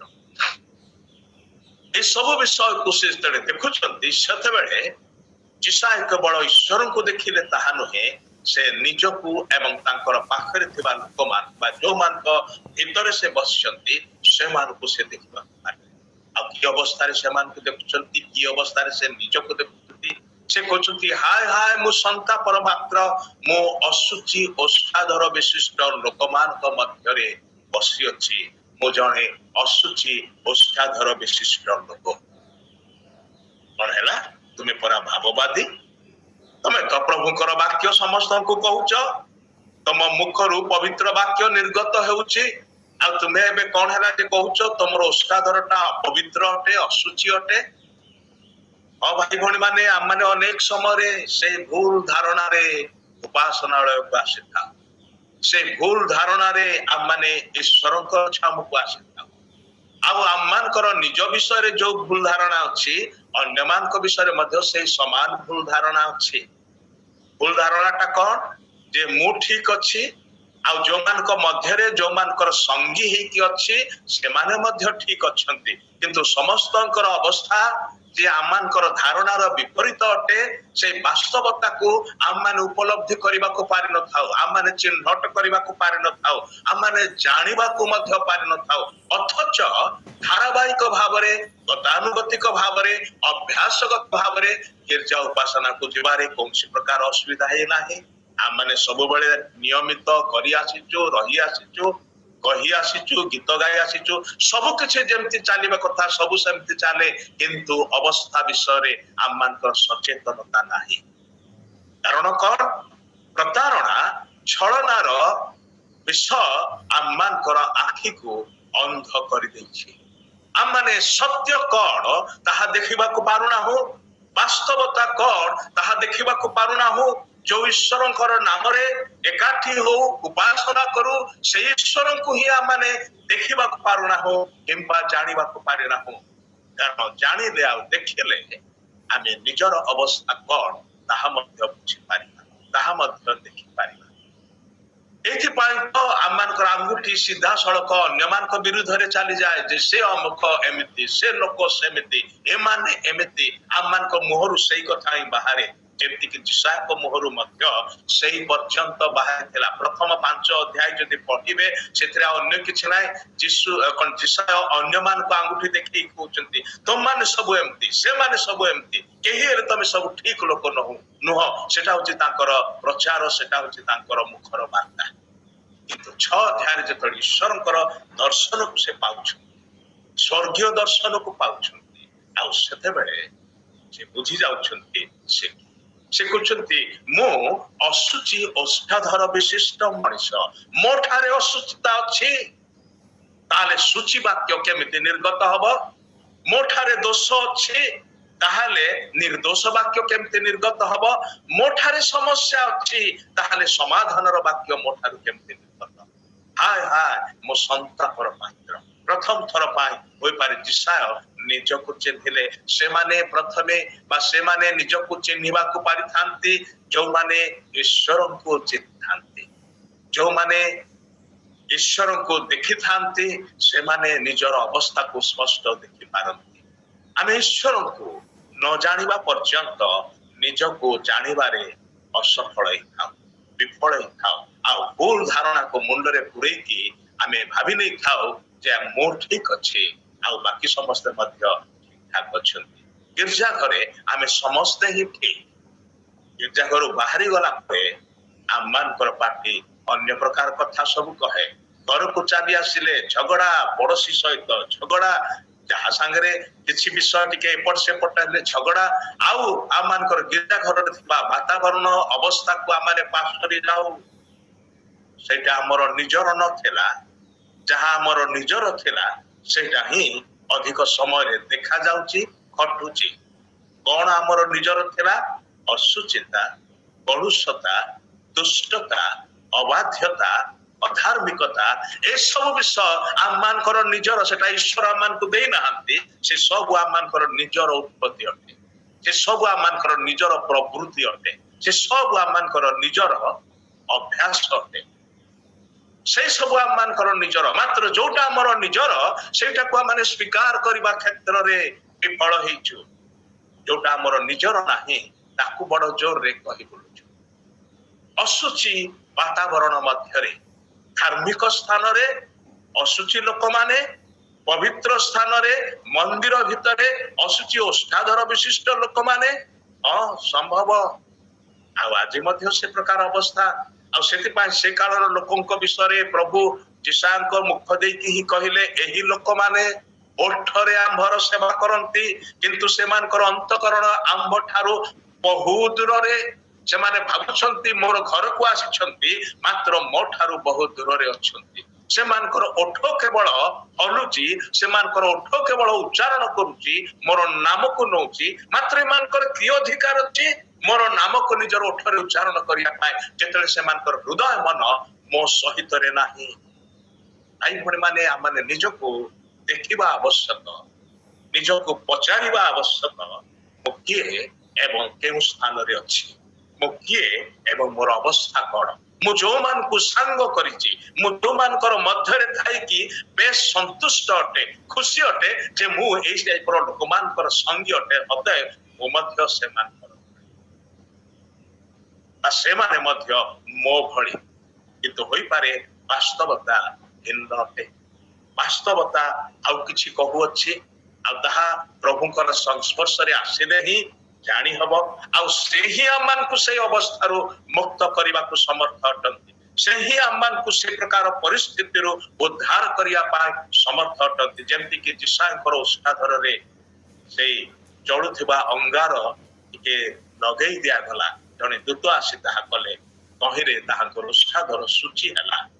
ଆଉ ତାପରେ ଯିଶା ପ୍ରଭୁ ଯୀଶୁଙ୍କ ବିଷୟରେ, ମସିହଙ୍କ ବିଷୟରେ ଅନେକ କଥା କହିବାକୁ ଲାଗେ। ସୁଦୂର ଭବିଷ୍ୟତରେ କଣ ସବୁ ଘଟିବାକୁ ଯାଉଛି ସେ ବିଷୟରେ ଅନେକ କଥା କହିବାକୁ ଲାଗିଲେ। ପ୍ରଭୁ ଯୀଶୁ ଖ୍ରୀଷ୍ଟ ଯିଏକି ଆସିବେ ଏବଂ କି ପ୍ରକାର ବଳୀକୃତ ହେବେ, କି ପ୍ରକାର ପୁନରୁତ୍ଥାନ କରିବେ, କି ପ୍ରକାର ସ୍ୱର୍ଗକୁ ଯିବେ, କି ପ୍ରକାର ପୁଣି ଆଉ ଥରେ ଫେରି ଆସିବେ, କି ପ୍ରକାର ଯୁଗର ଅନ୍ତ ହବ, କି ପ୍ରକାର ନୂତନ ଆକାଶ ମଣ୍ଡଳ, ନୂତନ ପୃଥିବୀ ହବ ଏବଂ ଅନନ୍ତ କାଳ କି ପ୍ରକାର ପ୍ରଭୁ ଏବଂ ତାହାଙ୍କର ଲୋକମାନେ ସାଙ୍ଗରେ ରହିବେ, ଏ ସବୁ ବିଷୟକ ବର୍ଣ୍ଣନା ତାପରେ ପରେ ଆସୁଅଛି ଆଉ ପରବର୍ତ୍ତୀ ଅଧ୍ୟାୟ ମାନଙ୍କରେ ଏ ପୁସ୍ତକରେ। ସେଥିପାଇଁ ଯିଶାୟ ପୁସ୍ତକକୁ ମିନି ବାଇବଲ ବୋଲିକି କୁହାଯାଏ, କାରଣ ଯିଶାୟ ପୁସ୍ତକରେ 66ଟି ଅଧ୍ୟାୟ ଅଛି। ବାଇବଲରେ ଯେମିତି ଆଉ 66ଟି ପୁସ୍ତକ ଅଛି। ବାଇବଲ ଯେମିତି ଦୁଇ ମୁଖ୍ୟ ଭାଗରେ ବିଭକ୍ତ, ପୁରାତନ ନିୟମ ଏବଂ ନୂତନ ନିୟମ, ଯିଶାୟ ପୁସ୍ତକ ମଧ୍ୟ ଦୁଇ ମୁଖ୍ୟ ଭାଗରେ ବିଭକ୍ତ। ବାଇବଲର ପୁରାତନ ନିୟମରେ ଯେମିତି 39ଟି ପୁସ୍ତକ ଅଛି, ଯିଶାୟର ପ୍ରଥମ ଭାଗରେ 39ଟି ଅଧ୍ୟାୟ ଅଛି। ନୂତନ ନିୟମରେ ଯେ ପ୍ରକାର କି 27ଟି ପୁସ୍ତକ ଅଛି, ଯିଶାୟର ଦ୍ୱିତୀୟ ଭାଗରେ 27ଟି ଅଧ୍ୟାୟ ଅଛି। ପୁରାତନ ନିୟମ ଯେପରିକି ମସିହଙ୍କର ଭବିଷ୍ୟତ ବିଷୟରେ ଆଉ ପ୍ରକାଶ କରେ, ଆଉ ସେ ପ୍ରକାର 39ଟି ଅଧ୍ୟାୟରେ ମଧ୍ୟ ଆଉ ସେ ପ୍ରକାର ବିଷୟରେ କୁହାଯାଉଛି। ପୁରାତନ ନିୟମର ଅନେକ ଗୁଡ଼ାଏ ବିଷୟ ସାଙ୍ଗରେ ତାହାର ମେଳ ରହୁଛି। ନୂତନ ନିୟମରେ ଯେ ପ୍ରକାର ମସିହଙ୍କର ଆଗମନ, ବଳିଦାନ ଏବଂ ଅନ୍ୟ ସବୁ ବିଷୟରେ ପ୍ରକାଶ କରାଯାଇଛି, 40 ଅଧ୍ୟାୟ ପରେ ସେ ବିଷୟ ସବୁ ଏ ପୁସ୍ତକରେ ଆସୁଛି। ଏବେ ଯାହା ବି ହଉ, ଯିଶାୟ ଥିଲେ ଭିନ୍ନ ବାତାବରଣ, ଭିନ୍ନ ଲୋକମାନଙ୍କ ମଧ୍ୟରେ, ଅଥଚ ସେ ବିଷୟରେ ସଚେତନ ନଥିଲେ ଯୋଉ ପର୍ଯ୍ୟନ୍ତ ପ୍ରଭୁଙ୍କର ସଂସ୍ପର୍ଶ ପାଇନ। ଫେରି ଆସିବା ଯୋହନ 5 ଅଧ୍ୟାୟ। 5 ଅଧ୍ୟାୟରେ ଜଣେ ବ୍ୟକ୍ତି ସେ ଅସୁସ୍ଥ ଅବସ୍ଥାରେ ଅଛି, ସେ ଅସୁସ୍ଥ ଲୋକମାନଙ୍କ ଭିତରେ ଅଛି ଏବଂ ଅସୁସ୍ଥ ପରିବେଶ ବାତାବରଣ ମଧ୍ୟରେ ଅଛି। ଆଉ କେତେ ବର୍ଷ ବିତି ଯାଇଛି? 38 ବର୍ଷ। 38 ବର୍ଷ କମ ସମୟ ନୁହେଁ। ଯୋଉମାନେ ସୁସ୍ଥ ରହନ୍ତି, ଖୁସି ରହନ୍ତି, ତାଙ୍କର ବିଶେଷ ଅସୁବିଧା ନାହିଁ, ସେ ପ୍ରକାର ଲୋକମାନଙ୍କ ପାଇଁ ତାଙ୍କର ସାରା ଜୀବନ ଲାଗେ। କିନ୍ତୁ ଯୋଉମାନେ ଦୁଃଖ, ନିରାଶା, ହତାଶା, ଅସୁସ୍ଥତା, ରୋଗ ବେମାରୀ, ଦୁର୍ବଳତା ମଧ୍ୟରେ, ଅଭାବନାଟନ ମଧ୍ୟରେ ଥାନ୍ତି, ସେମାନଙ୍କ ପାଇଁ ଅଳ୍ପ ବର୍ଷ ବି ବହୁତ ଲମ୍ବା ସମୟ ପରି ଲାଗେ। ତାହା ସ୍ୱାଭାବିକ ଅନୁଭୂତି ଅଟେ। ଆଉ ଏ ଲୋକଟି 38 ବର୍ଷ ପର୍ଯ୍ୟନ୍ତ ରୁଗ୍ଣ ଅବସ୍ଥାରେ, ଅଚଳ ଅବସ୍ଥାରେ, ଅସୁସ୍ଥ ଅବସ୍ଥାରେ, ଅସୁସ୍ଥ ଲୋକମାନଙ୍କ ଭିତରେ, ଅସୁସ୍ଥ ପରିବେଶ ମଧ୍ୟରେ ଅଛି। ଯଦିବା ପାଖରେ ସୁସ୍ଥତାର କାର୍ଯ୍ୟ ହଉଛି, ଆଉ ସେଇଟା ସବୁବେଳେ ହେଇପାରୁନାହିଁ, ଘା ଭା ହଉଛି। ଯୋହନ ଲେଖନ୍ତି ଯେ ସ୍ୱର୍ଗରୁ ଜଣେ ଦୂତ ଆସିକି ଯେତେବେଳେ ସେ ଜଳକୁ କମ୍ପାନ୍ତି, ସେଇ ସମୟରେ ଯେଉଁ ରୋଗୀ ପ୍ରଥମେ ତା ଭିତରକୁ ପଶିବ ସେ ସୁସ୍ଥତା ହବ। ତା ମାନେ ପ୍ରଥମ ବ୍ୟକ୍ତି, ଜଣେ ବ୍ୟକ୍ତି ମାତ୍ର ସୁସ୍ଥ ହବ। ହୋଇପାରେ 5 ଜଣ ଯଦି ଏକା ସାଙ୍ଗରେ ପଶିଗଲେ, ହୋଇପାରେ 5 ଜଣ ଯାକ ସୁସ୍ଥ ହଉଥିଲେ ପରା, କିନ୍ତୁ ଲେଖା ଯାଉଛି ପ୍ରଥମେ ଯେ ପଶିବ ସେ ସୁସ୍ଥ ହବ। ଆଉ ସେଇଟା ଘଟୁଥିଲା। ଏ ଘଟଣାର ବିଷୟ କେବେଠାରୁ ଆରମ୍ଭ ହେଲା? କାରଣ ଏ ଘଟଣାର ବିଷୟ ଅନ୍ୟ କୌଣସି ସ୍ଥାନରେ ଲେଖାଯାଏ ନାହିଁ। କିନ୍ତୁ ଯେତେବେଳେ ଆମମାନେ ନିହିମିୟାଙ୍କର ପୁସ୍ତକ ପଢୁଥିଲୁ, ଆଉ ସେଠି ଜଣେ ମହାଯାଜକ ଥିଲେ। ନିହିମିୟା ପୁସ୍ତକରେ ପ୍ରାଚୀର ନିର୍ମାଣର କଥା ଲେଖାଯାଉଛି। ସେଠି ବିଭିନ୍ନ ଅଂଶକୁ ବା ବିଭିନ୍ନ ଗୋଷ୍ଠୀକୁ ସେମାନଙ୍କର କିଛି କିଛି ଅଂଶକୁ ନିର୍ମାଣ କରିବା ପାଇଁ କୁହାଗଲା। ଯୋଉ ଯୋଉ ପରିବାର ସବୁ ପାଚେରୀର ଯୋଉ ସାଇଡରେ ରହୁଥିଲେ ଯୋଉ ପାଖରେ ରହୁଥିଲେ ସେମାନଙ୍କୁ ତାହା ନିର୍ମାଣ କରିବା ପାଇଁ କୁହାଗଲା। ସମସ୍ତେ କାମରେ ଲାଗି ପଡ଼ିଲେ ଏବଂ ସମସ୍ତେ ନିଜ ନିଜକୁ ଦିଆଯାଇଥିବା ସେମାନଙ୍କୁ ଦିଆଯାଇଥିବା ଅଂଶ ଗୁଡିକ ସେତିକି ପରିମାଣର ପ୍ରାଚୀରକୁ ସେମାନେ ନିର୍ମାଣ କଲେ। ଆଉ ଏମିତି ହେଲା ଯେ 52 ଦିନ ମଧ୍ୟରେ ପୁରା ପ୍ରାଚୀର କମ୍ପ୍ଲିଟ ହେଇଗଲା। କମ ସମୟରେ ସରଞ୍ଜାମ ବିଶେଷ କିଛି ନଥାଇ ହାତରେ ସେମାନେ ପରିଶ୍ରମ କରିକି ପାଚେରୀକୁ ଠିଆ କରିଦେଲେ। 52ଟି ଦିନ ଭିତରେ 2 ମାସ ମଧ୍ୟ ଲାଗିଲା ନାହିଁ। କେମିତି ସମ୍ଭବ ହେଲା? କାରଣ ସମସ୍ତେ ଇନଭଲ୍ଭ ହେଲେ। ଯାହାକୁ ଯୋଉ ଦାୟିତ୍ୱ ଦିଆଗଲା ସେ ଦାୟିତ୍ୱକୁ ସେ ବିଶ୍ୱସ୍ତ ଭାବରେ ତୁଲେଇଲା, ନିଷ୍ଠାପର ଭାବରେ ତୁଲେଇଲା, ଉତ୍ସାହ ଏବଂ ଉଦ୍ଯୋଗର ସହିତ ତୁଲେଇଲା ଏବଂ ଟାର୍ଗେଟ ରଖିକି ଯୋଉ ମତେ ଏତିକି କରିବା ପାଇଁ କୁହାଯାଇଛି ମୁଁ ନିଶ୍ଚୟ କରିବି ତାହା। ଆଉ ସେ ଅନୁସାରେ ସମସ୍ତେ ନିଜ ନିଜର ଦାୟିତ୍ୱକୁ ତୁଲେଇଲେ। ସେତେବେଳେ ପାଚେରୀଟି ଠିଆ ହେଇଗଲା 52 ଦିନ ଭିତରେ। ଯାହା ବର୍ଷ ବର୍ଷ ଧରି ଭଙ୍ଗାରୁଜା ଅବସ୍ଥାରେ ଥିଲା, ଭୁଷୁଡା ଅବସ୍ଥାରେ ଥିଲା, ଦଗ୍ଧ ଅବସ୍ଥାରେ ଥିଲା, ତାହା ନୂଆ ରୂପ ନେଇଗଲା, ନୂତନ ଭାବରେ ଠିଆ ହେଇଗଲା ଯେହେତୁ ସମସ୍ତେ ସହଯୋଗ କଲେ। ସେଇ ସମୟରେ ଯେ ମହାଯାଜକ ଥିଲେ ସେ ଜଣେ ଧାର୍ମିକ ଲୋକ, ଆଉ ସେ ପ୍ରାର୍ଥନା କରୁଥିଲେ। ଆଉ ସେଇ ପାଖରେ ସେଇ ବେଥେସ୍ଦା ପୁଷ୍କରଣୀ ଯୋଉଟା ସେଇ ପାଖରେ ସେଇ କାର୍ଯ୍ୟଟା କରୁଥିଲେ। ତାଙ୍କର ପାଚେରୀ ତିଆରି କରିବାର ଭାଗ ସେଇ ଅଂଶରେ ଥିଲା। ଆଉ ସେଥିପାଇଁ କୁହାଯାଏ ଏ ଇସ୍ରାଏଲୀୟ କିମ୍ବଦନ୍ତୀରେ ଯେ ସେଇ ସମୟ ଠାରୁ ସେ ପୁଷ୍କରଣୀରେ ଜଣେ ସ୍ୱର୍ଗର ଦୂତ ଆସି ବେଳେ ବେଳେ ଜଳକୁ କମ୍ପନ କରିବାକୁ ଲାଗିଲେ ଏବଂ ଜଳ କମ୍ପିଲା ବେଳେ ଯିଏ ସେ ଭିତରେ ପଶିଲା ସେ ସୁସ୍ଥ ହେଇକି ବାହାରି ଆସିଲା। ଆଉ ସେ ସମୟ ଠାରୁ ଯୀଶୁଙ୍କର ସମୟ ପର୍ଯ୍ୟନ୍ତ ତାହା ପ୍ରାୟ ଘଟୁଥିବାର କଥା ଆମେ ଜାଣୁ। କାରଣ ଏ ସମୟରେ ମଧ୍ୟ ଘଟିଲା ଆଉ ଘଟୁଥିଲା, ଯୋଉଥିପାଇଁ କି ଏ ଅସୁସ୍ଥ ଲୋକ ସେଇ ସ୍ଥାନରେ ପଡି ରହିଛି। ହେଲେ 38 ବର୍ଷ ହେଲାଣି ସେ ସୁସ୍ଥ ହେଇକି ଘରକୁ ଫେରି ପାରିନା। ଜୀବନର ଅଧା ସମୟ 38 ବର୍ଷ ଯୋଉମାନେ ସରକାରୀ ଚାକିରି କରନ୍ତି ସେମାନଙ୍କ ପାଇଁ ଚାକିରି କାଳ ଅଟେ। ଜଣେ ବ୍ୟକ୍ତି ଚାକିରିରେ ଯୋଗ ଦେଇ ଅବସର ନେବା ଭିତରେ ଅନେକ ଲୋକ 35 ବର୍ଷରେ ଅବସର ନେଇଯାଆନ୍ତି। ବହୁତ କମ ଲୋକ ଥାନ୍ତି ଯୋଉମାନେ 38 ବର୍ଷ ପର୍ଯ୍ୟନ୍ତ ହୋଇପାରେ ଚାକିରି କରନ୍ତି। ବହୁତ କମ ଲୋକ ଥାନ୍ତି ଯୋଉମାନେ 40 ବର୍ଷ ପର୍ଯ୍ୟନ୍ତ ଚାକିରି କରନ୍ତି, ତାପରେ ଅବ୍ୟାହତି ନିଅନ୍ତି ବା ଅବସର ନେଇଯାଆନ୍ତି ବା ଅବସର ସେମାନଙ୍କୁ ଦିଆଯାଏ। ତାହେଲେ ଏହି ବ୍ୟକ୍ତି ଜଣେ ଲୋକର ଯୋଉ ସମୟରେ କାର୍ଯ୍ୟ କରିବା କଥା, ଯୋଉ ସମୟରେ ସକ୍ରିୟ ରହିବା କଥା, ସେ ସବୁ ବର୍ଷ ତାର ନଷ୍ଟ ହେଇଯାଇଛି। ସେ ସବୁ ବର୍ଷ ସେ ଗୋଟିଏ ଜାଗାରେ ପଡି ରହିଛି, ଅଚଳ ଅବସ୍ଥାରେ ପଡି ରହିଛି। ଓ ସେଇଟା ଆମମାନଙ୍କର ମଧ୍ୟ ମନ ଗୁଡିକରେ ଥିବାର ଅବସ୍ଥାକୁ ଦେଖାଏ ନାହିଁ କି ଆମେ ବେଳେ ବେଳେ କହୁ ମୁଁ 40 ବର୍ଷର ଖ୍ରୀଷ୍ଟିଆନ, ମୁଁ 50 ବର୍ଷର ଖ୍ରୀଷ୍ଟିଆନ, ମୁଁ 60 ବର୍ଷର ଖ୍ରୀଷ୍ଟିଆନ। ଭଲ କଥା। ମୁଁ ଏ ମଣ୍ଡଳୀର ସଭ୍ୟ ବା ସଭ୍ୟା ଏତେ ବର୍ଷ ହେଲାଣି, ଭଲ କଥା। ମାତ୍ର କି ଲାଭ?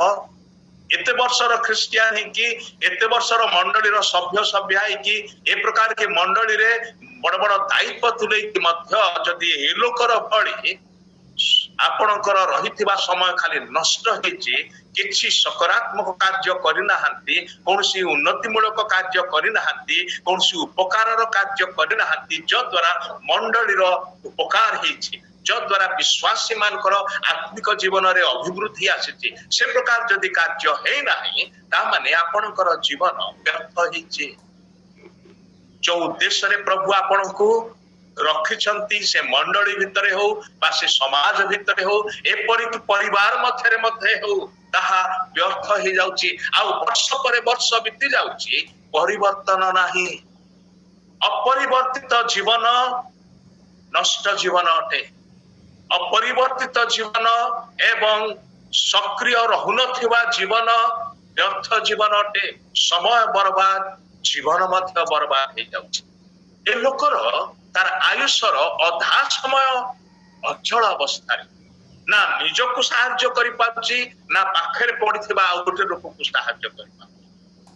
ଏବଂ ଆଉ ଗୋଟେ ବିଷୟ ଚିନ୍ତା କରନ୍ତୁ, ସେଠି ଯେତେ ଲୋକ ଅଛନ୍ତି ସମସ୍ତଙ୍କର ଗୋଟିଏ ମାତ୍ର ନିଡ୍ ଅଛି। ନିଡ୍ଟା ହଉଛି କଣ? ସମସ୍ତେ ବେମାରୀ ଏବଂ ସମସ୍ତେ ସୁସ୍ଥତା ଅପେକ୍ଷା କରୁଛନ୍ତି। ମାତ୍ର ସମସ୍ତଙ୍କ ପାଖରେ ଆଉ ଗୋଟେ କମନ ଫ୍ୟାକ୍ଟ ହଉଛି ସମସ୍ତେ ବଡ ସ୍ୱାର୍ଥପର ଲୋକମାନେ ସେଠାରେ ଅଛନ୍ତି। ସେମାନେ କେବଳ ନିଜ ଅବସ୍ଥା ବିଷୟରେ ଚିନ୍ତିତ ଅଟନ୍ତି। ଓଡିଶାରେ ଯିଏ ଅଛି, ପାଖରେ ଯିଏ ଅଛି, ହାତ ପାହାନ୍ତାରେ ଯିଏ ଅଛି, ତା ବିଷୟରେ ସେମାନେ ଚିନ୍ତା କରୁନାହାନ୍ତି। ଯେତେବେଳେ ଜଳ କମୁଛି ମୁଁ କେମିତି ଆଗ ବସିବି, ସେଇଟା ଖାଲି ସମସ୍ତଙ୍କର ଚିନ୍ତା, କିନ୍ତୁ କେହି ହେଲେ ଅନ୍ୟକୁ ସାହାଯ୍ୟ କରିବାର ଚିନ୍ତା କରୁନାହାନ୍ତି। ଯୀଶୁ ଆସି ଯେତେବେଳେ ପଚାରୁଛନ୍ତି ତାଙ୍କୁ, ତୁମେ କଣ ସୁସ୍ଥ ହବାକୁ ଇଚ୍ଛା କରୁଛ? ତାର ଉତ୍ତର ହଁ କିମ୍ବା ନା ହବା କଥା, ମାତ୍ର ତାର ଉତ୍ତର କଣ? ମତେ ସାହାଯ୍ୟ କରିବା ପାଇଁ ଏଠି କେହି ନାହିଁ। ତତେ ସାହାଯ୍ୟ କରିବା ପାଇଁ କେହି ନାହିଁ। ତୁ କେବେ ଭାବିଛୁ କି ତୁ କାହାର ସାହାଯ୍ୟ କରିପାରିଥାନ୍ତୁ କି ନାହିଁ? ସେ ବିଷୟରେ କେବେ ତୁ ଚିନ୍ତା କରିନାହୁ। ତୁ ଖାଲି ତତେ ସାହାଯ୍ୟ କରାଯାଉ, ତତେ ଦିଆଯାଉ, ତୋ ପାଇଁ ସବୁ ହଉ, ଏଇଟା ଖାଲି ଚିନ୍ତା କରୁଛୁ। କିନ୍ତୁ ତୁ ଆଉ କାହାର ସାହାଯ୍ୟରେ ଆସିପାରିବୁ ସେ ବିଷୟରେ ଚିନ୍ତା କରିପାରିବୁ। ହୋଇପାରେ ତୋର ପାଖରେ ଯିଏ ଅଛି ସେ ଯଦି ପୋଖରୀ ଆଡକୁ ଅଛି, ତୁ ତା ପାଖରେ ଅଛୁ, କିଛି ନହେଲେ ବି ଟିକେ ଚେଷ୍ଟା କରିକି ତାକୁ ଟିକେ ଠେଲିଦେଲେ ବି ହେଇଥାନ୍ତା, ସେତିକି ତୁ କରିବା ପାଇଁ ଚାହୁଁନା। ଆଉ ସେଠି କେହି ବି ସେ ପ୍ରକାର କରିବା ପାଇଁ ଚାହୁଁନାହାନ୍ତି। ସମସ୍ତେ ନିଜ ସ୍ୱାର୍ଥ, ନିଜର ବିଷୟ କେବଳ ଚିନ୍ତା କରନ୍ତି। କଣ ଏଇ ପ୍ରକାର ଲୋକମାନେ ଆମମାନଙ୍କର ମଣ୍ଡଳୀ, ଆମମାନଙ୍କର ସମାଜରେ ଅଛନ୍ତି କି ନାହିଁ ହୁଏତ ମତେ କହିବା ଦରକାର ନାହିଁ, ଆମମାନେ ସମସ୍ତେ ଜାଣୁ। ଆଉ ଅବଶ୍ୟ ଦର୍ପଣ ସାମ୍ନାରେ ଠିଆ ହେଲେ ଆମେ ଭଲରେ ଜାଣୁ ସ୍ୱାର୍ଥ କେନ୍ଦ୍ରିକ ଆଉ ସେଇ ସମାନ ଅବସ୍ଥାରେ ଥିବା ଲୋକମାନେ। ବର୍ଷ ବର୍ଷ ବିତି ଯାଉଛି, ମାତ୍ର କୌଣସି ପରିବର୍ତ୍ତନ ନାହିଁ। ବର୍ଷ ବର୍ଷ ବିତି ଯାଉଛି, କାରଣ ଜୀବନ ବଦଳୁ ନାହିଁ। ସେ ଅବସ୍ଥାରେ ଅଛି ଏବଂ ଯୀଶୁ ତା ପାଖକୁ ଆସୁ। କଣ ତାଙ୍କୁ କିଏ ଖବର ଦେଲା କି ଯେ ଜଣେ ଲୋକ, ଗୁରୁ ଜଣେ ଲୋକ ସେଠି ପଢିଛି ବହୁତ ବର୍ଷ ହେଲାଣି, ଟିକେ ଦୟାକରି ତା ପାଖକୁ ଆସନ୍ତୁ? ସେ ବିଷୟରେ କିଛି ଲେଖାଯାଉ ନାହିଁ। ମୁଁ ଭାବୁନାହିଁ ସେମିତି କିଏ ଯାଇକି ଖବର ଦେଇଥିବେ। ତାଙ୍କ ପରିବାର ଲୋକମାନେ ହୁଏତ ଜାଣିନଥିବେ, କାରଣ ତାଙ୍କ ପରିବାର ଲୋକଙ୍କର ଯଦି ଏତିକି ବୋଝ ଥାନ୍ତା, ଏତିକି ଚିନ୍ତା ଥାନ୍ତା, ତାହେଲେ ସେମାନେ ତାକୁ ଛାଡିକି ଯାଇନଥାନ୍ତେ। ସେ କହିବାକୁ ପାରିଥାନ୍ତା ଯେ ମୋର ପରିବାର ଏଠାରେ ଅଛନ୍ତି, ମାତ୍ର ମୁଁ ଏଇ ପ୍ରକାର ଅବସ୍ଥାରେ ଅଛି, ସେଠି ବି ସେ କହିପାରେ ନାହିଁ। କେହି ହେଲେ ଯୀଶୁକୁ ଡାକି ନାହାନ୍ତି, ଯୀଶୁ ନିଜରୁ ଆସନ୍ତି। ଆମେ କେବେ ବି ପ୍ରଭୁ ଯୀଶୁଙ୍କୁ ସ୍ୱର୍ଗରୁ ଆସି ଆମମାନଙ୍କୁ ଉଦ୍ଧାର କର, ଆମ ପାଇଁ କ୍ରୁଶରେ ମରିକି ଆମମାନଙ୍କୁ ରକ୍ଷା କର, ଆମମାନଙ୍କର ପାପ କ୍ଷମା କର, ଏକଥା ଆମେ କେବେ ବି ଯୀଶୁଙ୍କୁ କହିନାହୁଁ। ଯୀଶୁ ତାଙ୍କ ତରଫରୁ ଆସିଲେ, ପିତା ତାଙ୍କୁ ପଠେଇଲେ, ଯୀଶୁ ଆଜ୍ଞାବହ ହେଇକି ଆସିଲେ। ଯେତେବେଳେ ପିତା କହିଲେ କିଏ ଯିବ, ଯୀଶୁ କହିଲେ ବାପା ମୁଁ ଯିବି। ପରେ ତୁ ଜାଣିଛୁ ତ, ତୁ ଗଲେ ତତେ ମରିବାକୁ ହବ। ହଁ ବାପା ମୁଁ ଜାଣିଛି, ମୁଁ ଗଲେ ମତେ ମରିବାକୁ ହବ। ପରେ ଟିକେ ଭାବି ଦେଖ, ତୁ ଅମର, ତୁ ଚିରଜୀବୀ, ତୁ ନିତ୍ୟଜୀବୀ, ତୋଠାରେ ଜୀବନର ସ୍ରୋତ, ଜୀବନର ଉତ୍ସ, ତୁ ଅନ୍ୟମାନଙ୍କୁ ଜୀବନ ଏମିତି ବି ଦେଇପାରୁ। ତୋର ହେତୁ ଅନ୍ୟ ସମସ୍ତେ ଜୀବିତ ପ୍ରାଣୀ ହେଇଛନ୍ତି, ମାତ୍ର ତୁ ଅନ୍ୟମାନଙ୍କ ଭଳି ମରିବାକୁ ଯାଉଛୁ। ଅନ୍ୟମାନେ କାହିଁକି ମରୁଛନ୍ତି? କାରଣ ହଉଛି ପାପ ହେତୁ। ସେମାନେ ପାପ କରିଛନ୍ତି, ସେମାନଙ୍କ ଠାରେ ପାପ ଅଛି, ଆଉ ସେମାନଙ୍କର ପାପ ସେମାନଙ୍କ ପାଇଁ ମୃତ୍ୟୁ ଆଣିଛି। ମାତ୍ର ତୋଠାରେ ପାପ ନାହିଁ, ତତେ ମୃତ୍ୟୁ ସ୍ପର୍ଶ କରିପାରିବ ନାହିଁ, ମାତ୍ର ତତେ ମରିବାକୁ ହବ। ଯଦି ମରଣଶୀଳ ଲୋକମାନଙ୍କୁ ଉଦ୍ଧାର କରିବାକୁ ହବ, ତାହେଲେ ଯିଏ ଅମର ତାକୁ ମରିବାକୁ ହବ। ଯଦି ଅପବିତ୍ର, ଅଶୁଚି, ପାପୀ ମନୁଷ୍ୟମାନଙ୍କୁ ଉଦ୍ଧାର କରିବାକୁ ଆବଶ୍ୟକ ଅଛି, ତାହେଲେ ନିଷ୍ପାପ ବ୍ୟକ୍ତିକୁ ମରିବାକୁ ହବ। ଏଟା ଜାଣୁଛୁ ତ ପୁଅ? ପୁଅ କହିଲେ ହଁ ବାପା ଜାଣିଛି। ମୋର ଖାଲି ଗୋଟିଏ ମାତ୍ର ଉଦ୍ଦେଶ୍ୟ, ଗୋଟିଏ ମାତ୍ର ଲକ୍ଷ୍ୟ, ମୋ ପାଇଁ ଯାହା ହେଉ ମୁଁ ସେ ବିଷୟରେ ଚିନ୍ତିତ ନୁହେଁ। ମୁଁ ତୁମର ନାମକୁ ମହିମାନ୍ୱିତ କରିବାକୁ ଚାହେଁ, ମୁଁ ତୁମର ବାକ୍ୟକୁ ମାନିବାକୁ ଚାହେଁ, ମୁଁ ତୁମର ଇଚ୍ଛାକୁ କେବଳ ସଫଳ କରିବି। ମୁଁ ସ୍ୱର୍ଗରେ ଥିଲେ ବି ତମର ଇଚ୍ଛା ସଫଳ କରିବି, ତମର ଇଚ୍ଛାକୁ କାର୍ଯ୍ୟକାରୀ କରିବି। ଆଉ କରି ଆସିଛି, ମୁଁ ପୃଥିବୀକି ଗଲେ ମଧ୍ୟ ନିଜର ଇଚ୍ଛାକୁ କାର୍ଯ୍ୟକାରୀ କରିବି ନାହିଁ, ନିଜର ନାମକୁ ପ୍ରତିଷ୍ଠା କରିବା ପାଇଁ ଚେଷ୍ଟା କରିବି ନାହିଁ, ନିଜେ ଲୋକପ୍ରିୟ ହବାକୁ ଚେଷ୍ଟା କରିବି ନାହିଁ। ଯାହା କିଛି କହିବି, ଯାହା କିଛି କରିବି, ତୁମର ସକାଶେ, ତୁମ ନିମନ୍ତେ, ତୁମ ଉଦ୍ଦେଶ୍ୟରେ କରିବି, ତୁମର ଇଚ୍ଛାକୁ ହିଁ ସଫଳ କରିବି, ତୁମର ଆଜ୍ଞାବହ ହେବି। आज पर्यंत जमती तुम कथा मानि आसी पृथ्वी की गले तुम कथा मानि आज ये अवस्था गौरवमय अवस्था এই অনন্তকালীন অবস্থায় তম সাঙ্গরে থিবা বেলে মু যে প্রকার করিছি তম প্রতি পৃথিবীকু সীমিত মনুষ্য হইকি গলে মধ্য 33 বর্ষর পাই গলে মধ্য এবং মাটির মনুষ্য মানক মধ্যে মাটির দেহ ধারণ করিকি সেমানক মধ্যে চলপ্রচল হেলে মধ্য অসুচি দুষ্ট পাপী অন্ধ মনুষ্য মানক মধ্যে বাস কলে মধ্য তুমি যে উদ্দেশ্যরে মতে প্রেরণ করিছ নিষ্পাপ রহিব সে সব বর্ষ এবং নিখুন্ত বলি রূপে উৎসর্গ করিব মু তাহা নিদান সেই উদ্দেশ্য সেই যোজনা সেই পরিকল্পনা সেই কার্যভার নেই কি স্বর্গরু ঈশ্বরଙ୍କ পুତ୍ର আমার প্রভু যীশু খ্রিস্ট ধরা পୃଷ୍ଠରେ ଅବତୀର୍ଣ୍ଣ ସେଥିପାଇଁ ଯେ ସ୍ୱର୍ଗରୁ ପୃଥିବୀ କି ଆସିଲେ ସେହି ପୃଥିବୀରୁ ଗୋଟିଏ ସ୍ଥାନରୁ ଆଉ ଗୋଟିଏ ସ୍ଥାନକୁ ଯାଉଛନ୍ତି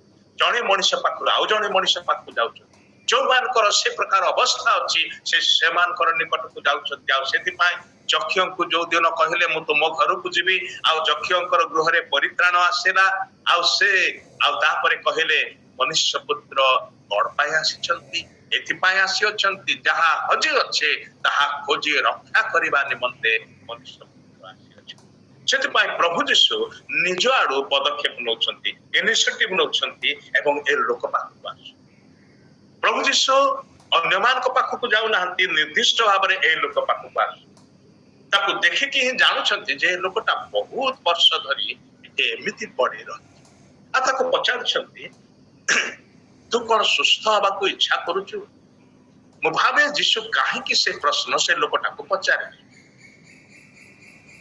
ହୋଇପାରେ ଏକଥା ତା ମୁହଁରୁ ଶୁଣିବା ପାଇଁ ଯେ ସେ ପ୍ରକୃତରେ ସୁସ୍ଥ ହବାକୁ ଚାହୁଁଛି ନା ନାହିଁ ତାର ଉତ୍ତର ସୁସ୍ଥ ହବାକୁ ଚାହୁଁଥିବା ଇଚ୍ଛାକୁ ପ୍ରକାଶ କରୁନାହିଁ ତାର ଉତ୍ତର ଗୋଟେ କମ୍ପ୍ଲେନ କୁ ଉପସ୍ଥାପନ କରୁଛି ଗୋଟେ ଅଭିଯୋଗ କୁ ଉପସ୍ଥାପନ କରୁଛି ଅଭିଯୋଗଟା କଣ ମତେ ସାହାଯ୍ୟ କରିବା ପାଇଁ ଏଠାରେ କେହି ନାହାନ୍ତି ଯେତେ ଲୋକ ଅଛନ୍ତି ଅନେକ ଲୋକ ଏଇ ସ୍ଥାନରେ ଅଛନ୍ତି ବେତେସ୍ଦା ପୁଷ୍କରଣୀ ଯାହାର ନାମ ହଉଛି ଦୟାର ପୁଷ୍କରଣୀ ବା ଦୟାର ସ୍ଥାନ ଯୋଉଠି ଦୟା ମିଳେ ଏଠି ଯୋଉମାନେ ଦୟା ପାଇବା ପାଇଁ ଆସିଛନ୍ତି ଏଠାରେ କେହି ଜଣେ ହେଲେ ସାହାଯ୍ୟକାରୀ ନାହାନ୍ତି ସମସ୍ତେ ସ୍ୱାର୍ଥପର ଅଛନ୍ତି ମତେ ସାହାଯ୍ୟ କରିବା ପାଇଁ କେହି ନାହାନ୍ତି ଅପର ପକ୍ଷରେ ସେ ଏକଥା ପ୍ରକାଶ କରୁଛି ଯେ ମୁଁ ମୋ ଯୋଉ ବାତାବରଣରେ ଅଛି ଯୋଉ ପରିବେଶରେ ଅଛି ଯୋଉ ଅବସ୍ଥାରେ ଅଛି ମୋ ଅଭ୍ୟାସରେ ପଡିଯାଇଛି ଆଉ ବଦଳିବାର ହୋଇପାରେ ଦରକାର ନାହିଁ ସେ ପ୍ରକାର ଅବସ୍ଥାକୁ ପଳେଇ ଆସିଛି ଭାଇ ଭଉଣୀ ମାନେ ଅଭ୍ୟାସଗତ ପାପ ଅଭ୍ୟସ୍ତ ପାପୀରେ ପରିଣତ କରିଦିଏ ଆଉ ବଦଳିବାର କୌଣସି ଇଚ୍ଛା ଆକାଂକ୍ଷା ନଥାଏ ବଡ ଗୁରୁତର ଅବସ୍ଥା ତାହା ଯଦି ସ୍ୱର୍ଗର ପ୍ରଭୁ ଆସି ହସ୍ତକ୍ଷେପ ନ କରନ୍ତି ତାହେଲେ ପରିବର୍ତ୍ତନ ଅସମ୍ଭବ ଅଟେ ଏବଂ ସେ ଅବସ୍ଥା ବିନାଶ ଆଡକୁ ନେଇଯିବ ପଛେ ଉଦ୍ଧାରର କୌଣସି ସମ୍ଭାବନା ଦେଖାଯିବ ନାହିଁ ଆଉ ପ୍ରଭୁ ଯୀଶୁ ଜାଣିକି ତା ପାଖକୁ ଆସୁଛନ୍ତି ଆଉ ତାକୁ ପଚାରୁଛନ୍ତି ତୁ ସୁସ୍ଥ ହବାକୁ ଇଚ୍ଛା କରୁଛୁ କି ଚାହୁଁଛୁ କି ତାର ଉତ୍ତର ହଉଛି ମତେ ସାହାଯ୍ୟ କରିବା ପାଇଁ କେହି ନାହିଁ ବା ଅନ୍ୟ ଭାବରେ ସେ କହୁଛି କ୍ଷୀଣ ଆଶାରେ କହୁଛି ଯଦି ବା ମୁଁ ଚାହୁଁଛି ସୁସ୍ଥ ହେବା ପାଇଁ ମାତ୍ର ମୋର ସୁସ୍ଥତାରେ ସହାୟକ ହେଲା ଭଳି କୌଣସି ଲୋକ ମୋ ପାଖରେ ନାହାନ୍ତି ଯୀଶୁ କହୁଛନ୍ତି ଉଠ ତୋର ଖଟିଆ ଉଠା ବହନ କର ଆଉ ଯା ତୁ ଉଠ ତୋର ଭାରକୁ ବହନ କର ଆଉ ଏଠୁ ପଳା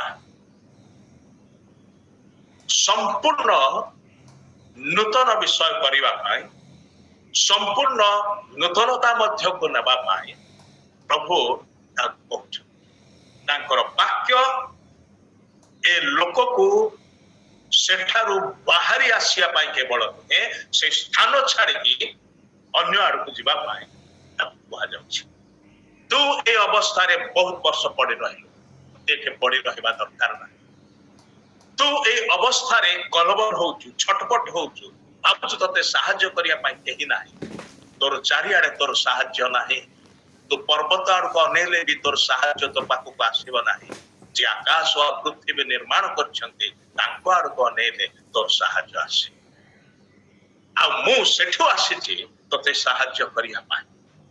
ତ ଭାବନି ଯେ ତୋର ସାହାଯ୍ୟକାରୀ କେହି ନାହିଁ। ଯଦି ତୋର ପାଖ ପଡିଶାରେ ନାହାନ୍ତି, ତୋର ପରିବାରରେ ନାହାନ୍ତି, ତୋର ମଣ୍ଡଳୀରେ ନାହାନ୍ତି, ତାହେଲେ ସ୍ୱର୍ଗ ଆଡକୁ ଦୃଷ୍ଟିପାତ କର, ସେଠି ତୋର ସାହାଯ୍ୟକାରୀ ଅଛନ୍ତି। ଆଉ ସେ ଦୁର୍ଦ୍ଦଶା କାଳରେ ଅତି ନିକଟବର୍ତ୍ତୀ ସହାୟ ଈଶ୍ୱର ଅଟନ୍ତି। ସେ ଭାଇ ଅପେକ୍ଷା ଅତି ନିକଟତର ବନ୍ଧୁ ଅଟନ୍ତି, ଯିଏ ଏକମାତ୍ର ସମର୍ଥ ଅଟନ୍ତି। ତୋର ଯାହା କିଛି ଅବସ୍ଥା ଥାଉ ନା କାହିଁକି, ତତେ ସେ ଅବସ୍ଥା ବାହାରେ ଆଣିବାର ନିମନ୍ତେ, ତତେ ମୁକ୍ତ କରିବାର ନିମନ୍ତେ, ତତେ ସୁସ୍ଥ କରିବାର ଉଠ। ତୁ ସେଠି ପଡି ରହିଲେ ହବ ନାହିଁ, ତତେ ଉଠିବାକୁ ହବ। ଏବଂ ଯୋଉ ଖଟ ଧରିଛୁ, ଯୋଉ ବିଛଣାରେ ପଡିଛୁ, ସେ ବିଛଣାକୁ ଏଠି ଛାଡିକି ଜାଣି ତାକୁ ସାଙ୍ଗରେ ନେଇକି ପଳା। କଣ ପାଇଁ ବିଛଣାକୁ ସାଙ୍ଗରେ ନେଇକି ଯିବ? ସେଟା ତ 38 ବର୍ଷ ହେଲାଣି, ବୋଧେ ଧୁଆ ବି ହେଇନି, ସଫା ବି ହେଇନି। ସେ ଗନ୍ଧିଆ ସେଇ ଖଟକୁ ବା ସେ ବିଛଣାକୁ କାହିଁକି ସେ ଉଠେଇକି ନେଇକି ଯିବ? କାରଣ ହଉଛି, ଯଦି ସେ ବିଛଣାଟା ସେଠି ରହିଯିବ, ଛାଡିକି ଯିବ, ତାହେଲେ କଣ ହବ? ଦିନର ଶେଷ ବେଳକୁ ଆରେ ମୁଁ କୋଉଠି ଶୋଇବି, ମୁଁ କୋଉଠି ରହିବି? କାରଣ ତାର ଘର ନଥିଲା। ଆଉ ଜଣେ ପକ୍ଷାଘାତ ରୋଗୀ ଯେ ବୁହା ହେଇକି ଯୀଶୁଙ୍କ ନିକଟକୁ କଫରନାହୁମରେ ଯୋଉ ଗୃହରେ ଯୀଶୁ ଥିଲେ ସେଇ ଗୃହକୁ ଆସିଲା, ସେଇ ଲୋକଟାକୁ ଯୀଶୁ କହିଲେ ଉଠ ତୋର ଖଟିଆ ଘେନି ଘରକୁ ଯା। ତାକୁ ଘରକୁ ପଠେଇଲେ, ଯେହେତୁ ତାର ଘର ଥିଲା ଆଉ ସେ ଘରୁ ବୁହା ହେଇକି ଆସିଥିଲା। କିନ୍ତୁ ଏଇ ଲୋକର ଘର ଦ୍ୱାର ନାହିଁ। 38 ବର୍ଷ ଭିତରେ ତାର ଯାହା ଘର ଥିଲା ତାହା ମଧ୍ୟ ଅନ୍ୟମାନେ କେହି ଲୁଟି ନେଇଛନ୍ତି। ୟାର ଯିବା ପାଇଁ ଜାଗା ନାହିଁ, ସ୍ଥାନ ନାହିଁ, ଘର ନାହିଁ। ଆଉ ସେଥିପାଇଁ ତାକୁ କହିଲେ ତୁ ଏଠାରେ ବିଛଣା ମଧ୍ୟ ରଖନି। ବିଛଣା ରହିଲେ କଣ ହବ? ତୁ ଆଉ ଥରେ ସେ ପୁରୁଣା ଅଭ୍ୟାସକୁ ପଳେଇ ଆସିବୁ, ଆଉ ଥରେ ସେ ପୁରୁଣା ସ୍ଥାନକୁ ଆସିବୁ, ଆଉ ଥରେ ସେ ପୁରୁଣା ଲୋକମାନଙ୍କର ସଙ୍ଗୀତକୁ ଆସିବୁ। ତତେ ସେଟା କରିବା ଦରକାର ନାହିଁ। ତତେ ମୁଁ ଏଥିରୁ ବାହାର କରି ନଉଛି, ସମ୍ପୂର୍ଣ୍ଣ ନୂତନ କରିଦଉଛି, ତତେ ସମ୍ପୂର୍ଣ୍ଣ ସୁସ୍ଥ କରିଦଉଛି। ତୁ ନୂତନ ପରିବେଶ, ନୂତନ ଲୋକମାନଙ୍କ ପାଖକୁ ଯିବୁ, ନୂତନ ସହଭାଗିତା ମଧ୍ୟକୁ ଯିବୁ, ତୋର ସବୁ କିଛି ନୂଆ ହେଇଯିବ। ତୁ ଉଠିଆ, ତୁ ଉଠିକି ଚାଲ, ଖଟିଆ ଉଠା, ଖଟିଆକୁ ସାଙ୍ଗରେ ନେଇକି ଆଉ ଏଠି ରହିବୁ ନାହିଁ, ଏଠୁ ବାହାରି ଯା। ଆଉ ସେ ଲୋକଟା କଣ କରୁଛି? ଆର୍ଗୁମେଣ୍ଟ କରୁନାହିଁ। 38 ବର୍ଷ ହେଲାଣି, ଚେଷ୍ଟା କରିକି ବିଫଳ ହେଇଛି। ତମେ କଣ କହିଦେଲେ ହେଇଯିବ? ତମେ କିଏ କି? ଏ କୌଣସି ଆର୍ଗୁମେଣ୍ଟ ନାହିଁ। ସେଇ ବାକ୍ୟରେ ଏତେ ଶକ୍ତି ଥିଲା, ସେ ବାକ୍ୟରେ ଏତେ ପ୍ରଭାବ ଥିଲା, ଯୋଉ ପ୍ରଭାବରେ, ଯୋଉ ବାକ୍ୟର ଶକ୍ତିରେ ସେ ତତ୍କ୍ଷଣାତ୍ ଉଠିଲା ଏବଂ ଯୀଶୁ ତାକୁ ଯାହା ଯାହା କରିବା ପାଇଁ କହିଲେ ସେ ତତ୍କ୍ଷଣାତ୍ ତାହା କରିକି ଉଠିକି ଚାଲିଲା। ଖଟିଆ ଘେନି ଚାଲିଲା। ଦୁର୍ଭାଗ୍ୟବଶତଃ ସେଦିନ କି ଦିନ ଥିଲା? ବିଶ୍ରାମ ବାର ଥିଲା, ଉପାସନାର ଦିନ ଥିଲା। ଆଉ ଜିହୁଦୀ ମାନଙ୍କର ନିମନ୍ତେ ବିଶ୍ରାମ ବାରରେ ଦୂର ବାଟ ଚାଲିବା, ପୁଣି ବୋଝ ବୋହିକି ଚାଲିବା ପାପ ଅଟେ। ସେ ବିଶ୍ରାମ ବାରକୁ ଲଙ୍ଘନ କରୁଅଛି। ଆଉ ଏ ପ୍ରକାର ଆଜ୍ଞା ଲଙ୍ଘନ ଯୋଉଥିପାଇଁ କି ତାକୁ ହୁଏତ ପ୍ରସ୍ତରାଘାତ କରିକି ମାରି ଦିଆଯିବାର ସମ୍ଭାବନା ଅଛି। ଆଉ ଲୋକମାନେ ଦେଖୁଛନ୍ତି, ଆରେ ରାସ୍ତା ଖାଲି ପଡିଛି, କେହି ଚାଲୁନାହାନ୍ତି, ଏ ଲୋକଟା କିଏ କି? କୋଉ ଗାଁରୁ ଆସିଲା ଏବଂ ତାର ଖଟ ଧରିକି କୁଆଡେ ଯାଉଛି ସେ? ଆଉ ଲୋକଟା ଖଟ ଧରି କୁଆଡେ ଗଲା? ତା ପର ପଦରେ ଲେଖା ଅଛି, 14 ପଦରେ, ଏହାପରେ ଯୀଶୁ ମନ୍ଦିରରେ ତାହାର ଦେଖା ପାଇ ତାକୁ କହିଲେ, ଦେଖ ତୁମେ ସୁସ୍ଥ ହୋଇଅଛ, ଆଉ ପାପ କର ନାହିଁ, ଯେପରି ତୁମ ପ୍ରତି ଅଧିକ ଦୁର୍ଦ୍ଦଶା ନ ହୁଏ। କୋଉଠି ଯୀଶୁ ତାହାକୁ ଦେଖା ଦଉଛନ୍ତି? ମନ୍ଦିରରେ। ସେ ମନ୍ଦିରକୁ ଯାଉଛି, 38 ବର୍ଷ ଧରି ଯାଇନାହିଁ। ସେ ନିଜର ଗାଁକୁ ଫେରିଲା ନାହିଁ। ଗାଁରେ ଗଲେ ହୁଏତ ଆତ୍ମୀୟ ମାନେ କେହି ଥିବେ, ନହେଲେ କେହି ସାଙ୍ଗସାଥି ଥିବେ, ତାଙ୍କ ପାଖକୁ ସେ ଗଲା ନାହିଁ। ସିଧାସଳଖ ଯାଉଛି ମନ୍ଦିରକୁ, ପ୍ରଭୁଙ୍କୁ ଧନ୍ୟବାଦ ଦେବାର ନିମନ୍ତେ। କଣ ପାଇଁ? କାରଣ ଯିଏ ତାହାଙ୍କୁ ସୁସ୍ଥ କଲେ ସେ କିଏ ଏହା ସେ ଜାଣିଲା ନାହିଁ। ଭିଡ ଭିତରେ ଯୀଶୁ ଖାଲି ତାକୁ କହିଲେ, 2 ପଦ ମାତ୍ର କଥା ହେଇଛନ୍ତି। ପ୍ରଶ୍ନ ପଚାରିଲେ, ତୁ ସୁସ୍ଥ ହେବାକୁ ଇଚ୍ଛା କରୁଛୁ କି? ସେ କହିଲା, ମତେ ସାହାଯ୍ୟ କରିବା ପାଇଁ କେହି ନାହିଁ। ଯୀଶୁ କହିଲେ, ଉଠ ଖଟିଆ ଘେନି ଚାଲ। ସେତିକି ପରେ ଯୀଶୁ କୁଆଡେ ପଳେଇଛନ୍ତି, ସେ ଆଉ ଯୀଶୁଙ୍କୁ ଦେଖିପାରେ ନାହିଁ। ସେଥିପାଇଁ ଯୀଶୁ କିଏ ତାହା ସେ ଜାଣିପାରେ ନାହିଁ। ଆଉ ସେ ଲୋକମାନେ ଯେତେବେଳେ ତାଙ୍କୁ ଦେଖିକି ପଚାରୁଛନ୍ତି, ତତେ କିଏ କହିଲା ଚାଲିବା ପାଇଁ? ये कहला भाई मु पढ़ी के रही 38 वर्ष धरी मते जणे कहले उड़ तोर खटिया घेनी चाल मु से खटिया घेनी चली कथा मानिक चली से किए तते जे कि खटिया घेनी चाल बोली कहला से कहला अरे मु तो जानिनी तांको ये बड़ अड़ुआ विषय नुहे कि एते बड़ आश्चर्य कार्य है तोर जीवन अवस्था संपूर्ण बदली गला अथच जहांक द्वारा ताहा हला जे ताहा साधन कले ताकू तू जानिलु नाही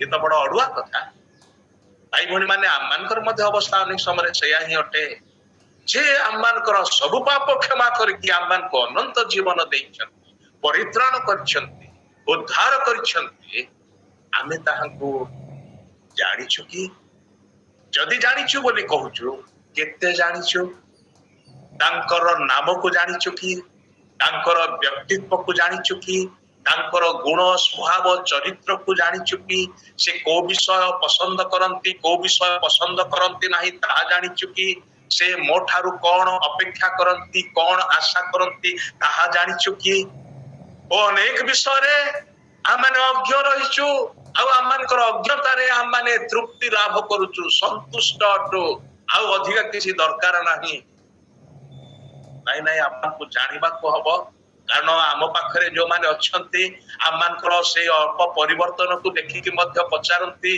जे तुमको खट नेई कि चाल बोली कहला से लोकटा किए आमे ताहंकर नाम सुधा जानि नाहु ए लोकटा ना जीशुंकर ना जानिला ना जीशुंकर परिचय जानि जदि बा आश्चर्य कार्य हे सारी जदि बा से पूर्व अवस्था नाही परिवर्तन हे जाइछि सब किछि बदली जाइछि मात्र कहा द्वारा ताहा हला किए ताहा कले ताहांकु ही से जानि नाही अब सेटा बड़ दुखर विषय परितापर विषय मंदिर रे से तो खोजुछि काले से मंदिर रे थिबे परा किंतु से खोजी की बाहर करबा पूर्व यीशु पुणी थरे निज आरु पदक्षेप नेकी ता पाखकु आसीकी पहुंच देखा जाउछि एहा परे यीशु मंदिर रे ताहार देखा पाई लेखा जाउ नै से यीशुंकर देखा पाइला यीशु ताहार देखा पाई कहिले तुमे सुस्थ होई अछ आ पाप कर नाही जेपरि तुम प्रति अधिक दोषा तुमे बदली जाइछ आ पापर स्वभाव भीतर को फेरी जाओ ना कुकुर जेपरि आपणा बांती प्रति खुशरी जेपरि आपणा पंख प्रति फेरी थाए तुमे से प्रकार कर नाही से प्रकार अवस्था को जाओ नाही पाप तुमको से प्रकार दुष्ट असुस्थ बीमारी विनाशजनक अवस्था रे रखितला सेतिर तुमको मुक्त करी अछि आ पाप तार माने तार पाप तार रोग तार पाप हेतु थिला आ कहयाक गले मौलिक भाव रे जहा किछि रोग बेमारी रो शिकार होछु आम माने मृत्युर शिकार होछु आम माने तार मूल कारण कोन मूल कारण होछि अबाध्यता दुष्टता पाप आदम पाप कले अबा पाप कले आ तार परिणाम स्वरूप आज मानव जाति मृत्युर अधीनस्थ मानव जाति रोग बेमारी रो अधीनस्थ समस्ते आम माने पाप करी अछु समस्ते रुग्ण अवस्था रे अछु जणे ही आमान पेत्र उद्धार करंती से उचंती उद्धार करता परित्राण करता आरोग्यकारी प्रभु यीशु ख्रीष्ट ईश्वरकर पुत्र से किए एहा माने जानिबा दरकार जहांक द्वारा जहांक सकाशु जहांकर निमंते जहांक उद्देश्य रे आम माने नूतन सृष्टि करा जाइछु आम माने नुआ हे जाइछु आम मानकर पुराना विषय रु बाहरी आसी ताहांको जानिबा दरकार तांको जानिले ही आमे अन्य मान निकट रे ताहांकर परिचय देई पारिबा जेतरे से माने पचारंती तुमर परमेश्वर कहांती बा तुमर परमेश्वर किए ताहा माने से मान को जणै पारिबा किंतु ताहा प्रथमे जानिबा दरकार प्रभु आमान को अनुग्रह करंतु जेपरि कि आमाने कियोटो ताहा केवल जानिबो यीशुंको देखिबा द्वारा तांको संस्पर्श रे आसीबा द्वारा ताहाई नुहे किंतु यीशुंको द्वारा संपूर्ण बदली जीवो एवं यीशु किए अटंती ताहा ही आमानकर बाकी तक जीवन रे प्रकाश करी करी आम मानकर जीवन आम मानकर कथबार्ता आम मानकर आचरण आम मानकर स्वभाव चरित्र आम मानकर गुण सब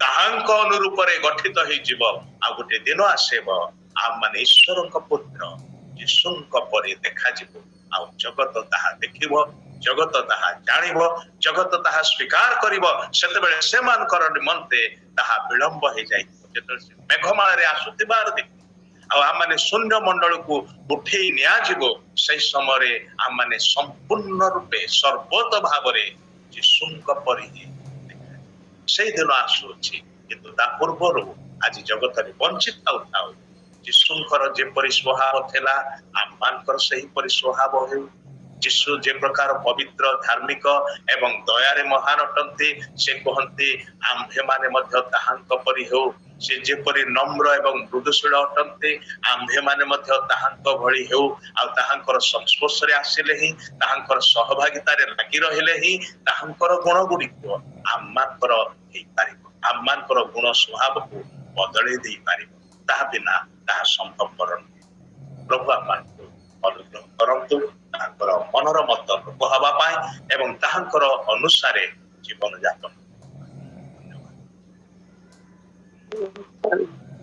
थैंक यू पास्टर संग्राम सिंह भाई बहुत बहुत धन्यवाद आपण आज अनेक गुड़िए उदाहरण माध्यम सुंदर वाक्य शुणी प्रकृत आमर ज्ञान द्वारा आम कि बुझी पारुना आत्मा वाक्य बुझा आत्मा ही श्रेष्ठ शिक्षक रोहनकर मौलिक उद्देश्य यीशु जे परमेश्वर पुत्र आद्य वाक्य थिले वाक्य ईश्वर सांगरे थिले आ से वाक्य ईश्वर थिले आ से ईश्वर देहबंत ही वर्तमान आम मध्य अछंती हालेलुया से होचंती यीशु बेले सदाप्रभु दर्शन करुचंती से निजको संतापर पात्र बोली कहउचंती असुचि ओष्ठधार विशिष्ट मनीष बोली कहउचंती कारण से निजर परिचय को जानी पारुना ठीक से परी आमे हम निजर परिचय को जानी पारुना से जे हमको तांकर राज्य पे मनोनीत करिसंती ता हमें जानी पारुना सब बेले आमे निजको पापी बोली भाबी थाउ किंतु माने जे अनुताप करे एवं यीशुଙ୍କ पछरे चालिबाकु दृढ़ निश्चित करे से जे तार पाप को क्षमा करी तांको परि पवित्र कर दियंती असुचिता अधार्मिकता कलुषिता को से हम ठार दूर करी तांकर पुओ करंती ताहा हम जानी पारु सदा प्रभु जी साहेब को कहउचंती तुमे पवित्र मोर व्यवहार उपयोगी शायद परि आमे कहउछु कि प्रभु वर्तमान सुधा मु पापी ही अटे तुमर योग्य नुहे